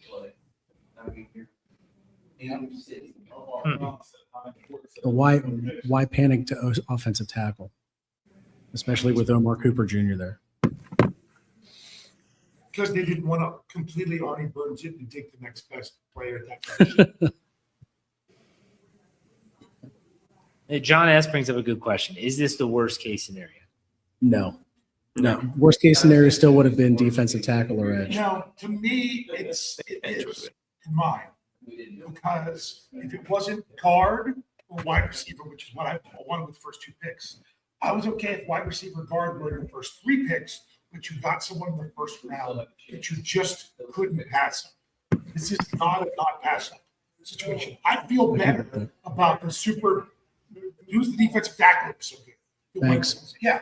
Even if they would have gone there and just said he's just too good to pass up, I'd be like, okay. But instead, they took a player that probably would have been there 5 weeks later. Mm-hmm. Chiefs pick Peter Woods out of Clemson with the 29th pick. Defensive tackle. So Brian, you like the pick? I'm content with the pick because you're talking about the same guy that hated the Shazier pick and hated other picks. And So the fact that you like it should be concerned. I didn't say I like it. I said I'm content with it because I'm not incensed. You can't do anything about Mekhi Lemon if you're on the phone with him. It looked like, I mean, when they've had that happen before, they've done it to people, other teams before. That's just the name of the game. And like we talked about earlier, if you really want a guy and you're going to trade up with a division mate, man, that's you want somebody. So that's being aggressive, and that's the way it drops. I think this guy could be a guy that we like for years. You know, I don't think he was projected to be a first rounder for a while. It's not like he's risen a little bit, but he was late first round. But he's one of those guys that caught a little fire in the last couple of weeks. I've got a buddy who's a beat writer for the Arizona State Sun Devils. I'm trying to get him on the phone right now. You know, the funny thing for me is this pick gives me, and I'll talk about this on Let's Ride tomorrow, this gives me have more questions than answers. So let's say they would have even taken Omar Cooper Jr. as an example. All right, so we then know they have their receiver. I mean, that's an answer. Now we draft an offensive tackle. Where does he fit? What does this mean for Broderick Jones? What exactly does this mean for Troy Fautanu? There's so many more questions, Alan. Dave, I'm not against what you said about moving players around, moving Mason McCormick if you're going to move Troy Fautanu. I'm not against any of that. My question is that it brings up just more questions when I guess for me, in round one, I'm hoping for an answer. And I don't think that we got that. No. And then someone in the live chat said he's a reach, just like Broderick Jones was not a reach. They traded up for him. We were Broderick was a reach. Yeah, Broderick was not a reach. You just might not. I mean, hindsight now of him not working out to be phenomenal is easy to say that. But he at that time was not a reach. I will love nothing more than 3 years from now think back to this night and say, "Wow, can you believe how disappointed we were with this pick? Yeah. Look how great this player is for the Pittsburgh Steelers." That's what I want more than anything. And regardless of what name it is, that's what I want. It's just in this moment right now, it just didn't feel like it was something they had to do. Guys, we wanted the pinup girl. And you know what we got? We got the cafeteria lady. But the cafeteria lady feeds us. We're going to the cafeteria lady? Oh, straight for the pinup girl to the cafeteria lady? But we've got hoagies and grinders. We got someone that takes care of us every single day, despite having the gout. This is actually a pick that we could end up liking, but we did not get sexy. Did we get the trade that the Jets are on the clock? No. Jets traded with the 49ers. They trade up to 29? they trade up to 30 from 33. So they are getting 3 first. And they get 179. So the Jets are getting 3 first round So picks. New York Jets are going to 30? Yes? Yeah. And that's with San Francisco. To me, what did they get so far? They got the tight end. They got Sadiq. They got Sadiq now. At this point, I'd say Keldrick Fall, maybe. You know? 7 trades in round one. 7 trades in round one so far. Do you remember when the New York Jets had 4 first-round picks? wait. I don't remember that. It was the year 2000 when the Steelers selected, it was either going to be Plexico or Chad Pennington. They took Chad Pennington. They took Anthony Beck, the tight end from West Virginia. They took John Abraham and I think somebody else who I can't remember. But they had 4 picks in 2000 and still didn't get the Super Bowl. So they've got also 3 picks in next year's draft, too, in the first round. Say that again. You're muted. Sorry. I said the Jets also have 3 first-round picks in next year's draft as well.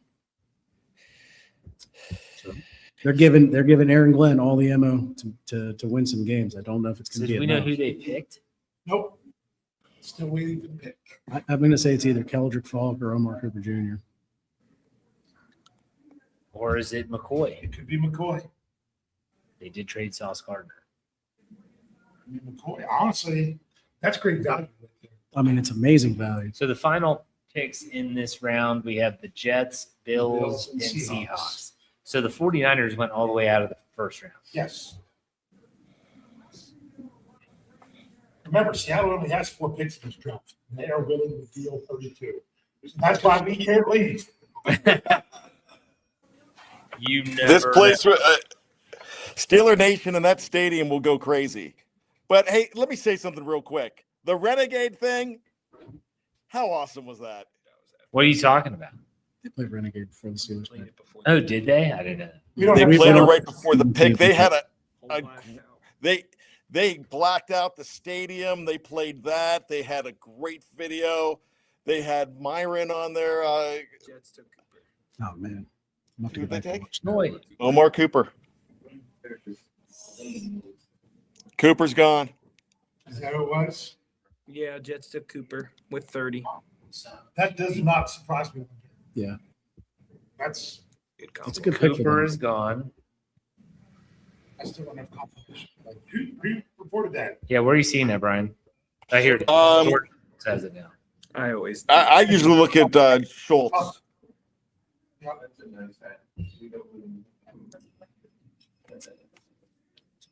All right, 2 picks remaining in round 1. Just so everyone Now knows. it's like, why would- Well, I don't think they're trading back in because Omar's talking. Yeah. Yeah, but I'm just saying, now it's like. It would have to be. Player For, there for you to- it would have to be either for Besantis or Jacob Rodriguez. I would think if the Steelers were even thinking about doing it. If they don't take a wide receiver or guard in either of the first 2 picks, Yeah. that's going to be more like. But So at least they have. while we only have a couple picks left, I want to remind everyone we're going to be back again tomorrow live on location at Veva's on Potomac in Hagerstown, Maryland. A big shout out to them, Meinl Schmidt Distillery, the Dugout Sports Bar. You can go to check out meinldistillery.com. If you don't know where to get to that, go to steelcurtainnetwork.com. Corey is obviously showing off some of the fine liqueur as we speak. Go to steelcurtainnetwork.com. You'll see the ad banners there. Click on that. It'll send you there. Save yourself 10% by purchasing online using the code SCN8 this week. Also, big shout out to Crawford's Gift Shop. They are the ones that donated the gift cards. Brian got a shirt there. The pick is Yins. That's a good shirt. You can go see them at crawfordsgiftshop.com. We will be back in. We're going to be doing every single day of the draft, but we'll be back live. Saturday will be a very traditional, everyone's in their own home doing their thing, but we'll see what happens. I want to remind everyone that we will be back tomorrow, no matter what. So with only a few picks left. I have to think the Steelers are going to be super active tomorrow. Yeah, we said that about today too. They're not going to. I was walking around saying they're going to get aggressive. They're going to go up in front of Baltimore and get Vega, and they didn't. So, whatever. All right, Rich, what do you think? What are you thinking over there? I'm thinking.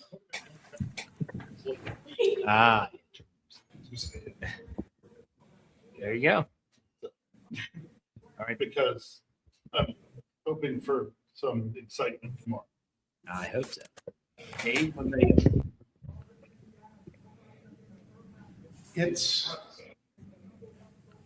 it's easy to get frustrated when you have 1 pick out of a scheduled 12.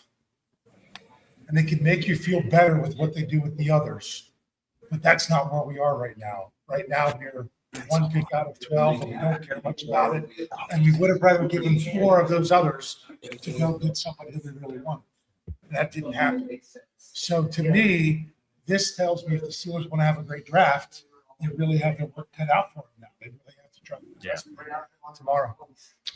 I will say that make sure you're checking out the website, steelcurtainnetwork.com. We're going to have a lot of coverage for you tomorrow leading up to day 2. You'll get a Let's Ride podcast from me tomorrow morning at some point. It's not going to be Titans on the clock.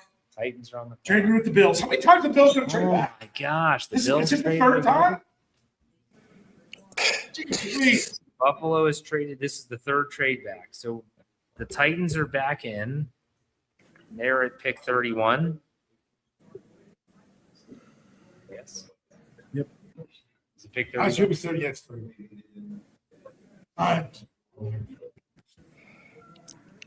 Okay, so they traded 31, 69, and 165 Who did they trade with? with the Titans. The Titans went into the Yeah, so the back in. Titans, so the Bills get 31, 69. That's what the Titans get? Yeah. Sorry, no, the Bills get. No, I'm saying this backwards. It's too late at night. What's my What is going on? Okay, so it's 31, 69, and 165 for 35, 66, and 101. So moving up 3 spots in round 3 and moving from 165 to 101. 101 is the first pick of the 4th round. So that would be the first pick on Saturday that now the Bills have. Tennessee's coming back up into the first round. Buffalo, did they make a pick? No, they No, traded yeah. back 3 times. They've got a general manager that was under fire because of the whole McDermott thing. So that's really interesting to me. Hey, guys, can I bring up just a comment real quick that I think is absolutely hilarious? And it's true Yes. because I've known this guy for 10 plus years. But Brian Keene says Jeff in a funky mood is hilariously sassy. And he is. That is absolutely correct.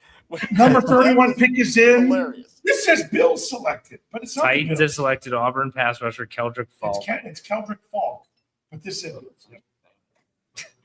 A sassy mood. That's hysterical. Oh, there he goes. He corrected the tweet. So Seattle's on the clock. We're almost done.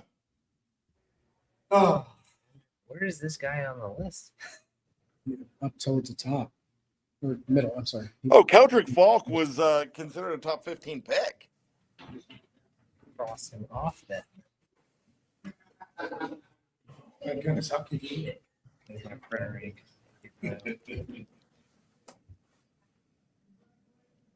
Ah, So just one pick remaining. Just the Seahawks. Well, like I said, it's you've got the Seahawks and the Steelers aren't trading with them because Omar's busy. so apparently there was multiple things said about the Steelers pick in the press conference. I was trying to hear. Yeah. That was they had when you specifically said about no position flexible, it was a question specifically about guard, is what they said no. But they won't rule out the whole idea of moving the left tackle. But I really don't get that either. I don't know. I'll figure it out, I guess. All right. Man. We've got a super chat. Kyle. Yeah, which is something we mentioned. Rappaport is reporting the Steelers were on the phone with Lemon when the Eagles then traded up. Incompetence, if true. Kyle, that's $5. Thank you for the tip. We do appreciate it for sure. And all this talk of How's that incompetent? I guess that they assumed that no one was going to go up and get him. I don't know. Why do you get on the phone with someone who is still a pick of the game? That's a confusing thing too. That's my question. Hey, Jeff, I got a question for you. Okay. Out of all the first round picks that you can remember in recent years, does this top the most surprised you've been before with the first pick? No. I could say that Terrell Edmonds would probably be more of a surprise. Artie Burns was up there with a big surprise. And then, of course, the infamous Kenny Pickett selection, where I was just like, I can honestly say I was surprised with TJ Watt. really? Well, yeah, I mean, it was a name. You know, Yeah, it was a the name, Watt but thing. I didn't see it. I really didn't see it coming, especially with Green Bay hanging around. All right, 30-second pick. We haven't gotten it yet. We'll see. Yeah, I think Edmonds is that's the creme. It says the pick is in. Okay. So the Steelers did not trade back up in the first round. Doesn't surprise me, but there was always that in hope for Steelers fans. And now we got to sleep all night and come back tomorrow night with that pick. No, I've got to come up with a mock draft that kind of fits around all of this. Luck. Jeff, I got one more question for you. Okay, go ahead. Looking at how today panned out, what are your hopes and aspirations for tomorrow? Is this the dating game? What is this? Eligible bachelorette number 1. So I'm going to say my hopes and aspirations are the same as that they were coming into this round, and that is Number that 32 pick is in. Go ahead, Dave. I've selected Notre Dame running back Jadarian Price. All I right. did not see him going in the first round, but hey, if they lose Walker and they only have 4 picks, You got it. He's considered He was. he's considered the number 2 back in this draft next to a teammate. But so, Philip, to answer your question, I hope they're aggressive. They weren't aggressive in this draft, round 1. I hope that they're aggressive in day 2. You don't need 12 players. I don't care if Mike McCarthy says that he's a draft and development type coach. I don't care. You don't need 12 players. So move assets, get players that you think are going to help this team. And I'm not against this draft pick. I just need to let it marinate a little bit. I need to figure some things out. That's all. People are thinking that we hate on the pick. I thought it was hysterical. I think the NFL put out someone else, they did a compilation of picks of fans' reactions. Like they showed Bills fans when they drafted Josh Allen. They're like, oh my gosh, what a horrible pick. They showed Chiefs fans bemoaning the Patrick Mahomes selection. Like these were actual people that were hating the pick. This guy could turn into a stalwart on the offensive line, and I would be ecstatic. Okay, so I know that everyone kind of thinks like, wow, look at them. They're so unprepared. They don't know what they're talking about. It just took us by surprise. I think that everyone that was watching this with other people were left with who? What? You just weren't expecting it. It kind of took us off guard. So let's do some final thoughts here. We'll give your brother the mic so he can give his final thoughts, and we'll call it a show. Final thoughts. Yes. I still feel like I'm in wait and see mode. Okay. Dave. Yeah, I kind of threw out my final thoughts there earlier. That the draft is not just the first round. Yep. But that's what it starts with. That's what you can build on. And I don't think they did the best job starting off, but they can build on that. And you could be upset. Well, what about wide receiver? What about guard? What about this? What about that? They could get great value later. My biggest thing is the Steelers are now going to be a story all day Friday and kind of a laughing stock for that whole thing being on the fellow. So it kind of takes it. Yeah. Corey, final thoughts. I have a lot of hope for tomorrow in the second round that, again, they'll be aggressive to move up and, use some of those extra draft picks to really get into the meat of this draft and find the value that we don't think that they got in the first round. My final thoughts are simple. With eight trades in round 1 of this draft, I would have thought that the Steelers would have had at least one of them, and they had 0. So we'll see if that changes. McRae 44 says Omar is not cooking. Maybe he'll cook tomorrow. We're going to be back tomorrow. Brian's going to be back with us. Remember, it starts earlier. So we will be starting around 6:30-ish, as you saw this tonight. Hopefully we'll be able to close. Yeah, it should be a lot of fun. We'll be back. Brian, any final thoughts with you and Philly G? Yes, I'm going to take Philly G's question. Big Brosco, if you were a breed of dog, what breed of dog would you be? Seriously. I got a text probably when the Steelers were around pick number 14, and it was from my good friend Nap 1963, and his text was, I hope the Steelers take Max Ahinashore, or however you pronounce it. Okay. And I got that with about 10. That was after. What's that? We had people in some live chats of some of our shows and comments on SneakerNetwork.com that really liked him. I always said no thank you. So that just tells me that if you know, you know, and there's a lot of things to like about the guy. Sure.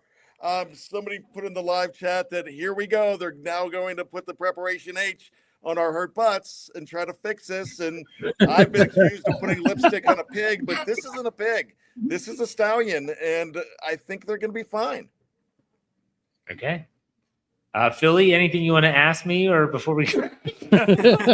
What's your favorite color? Where was the strangest place you ever made whoopee?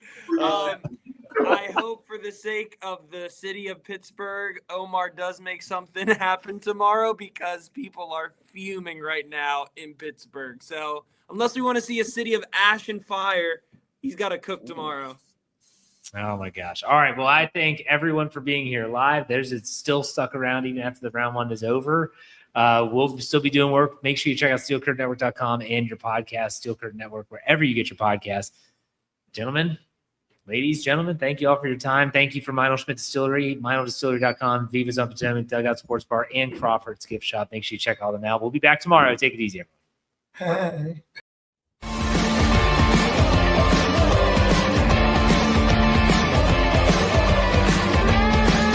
Steel Curtain Network.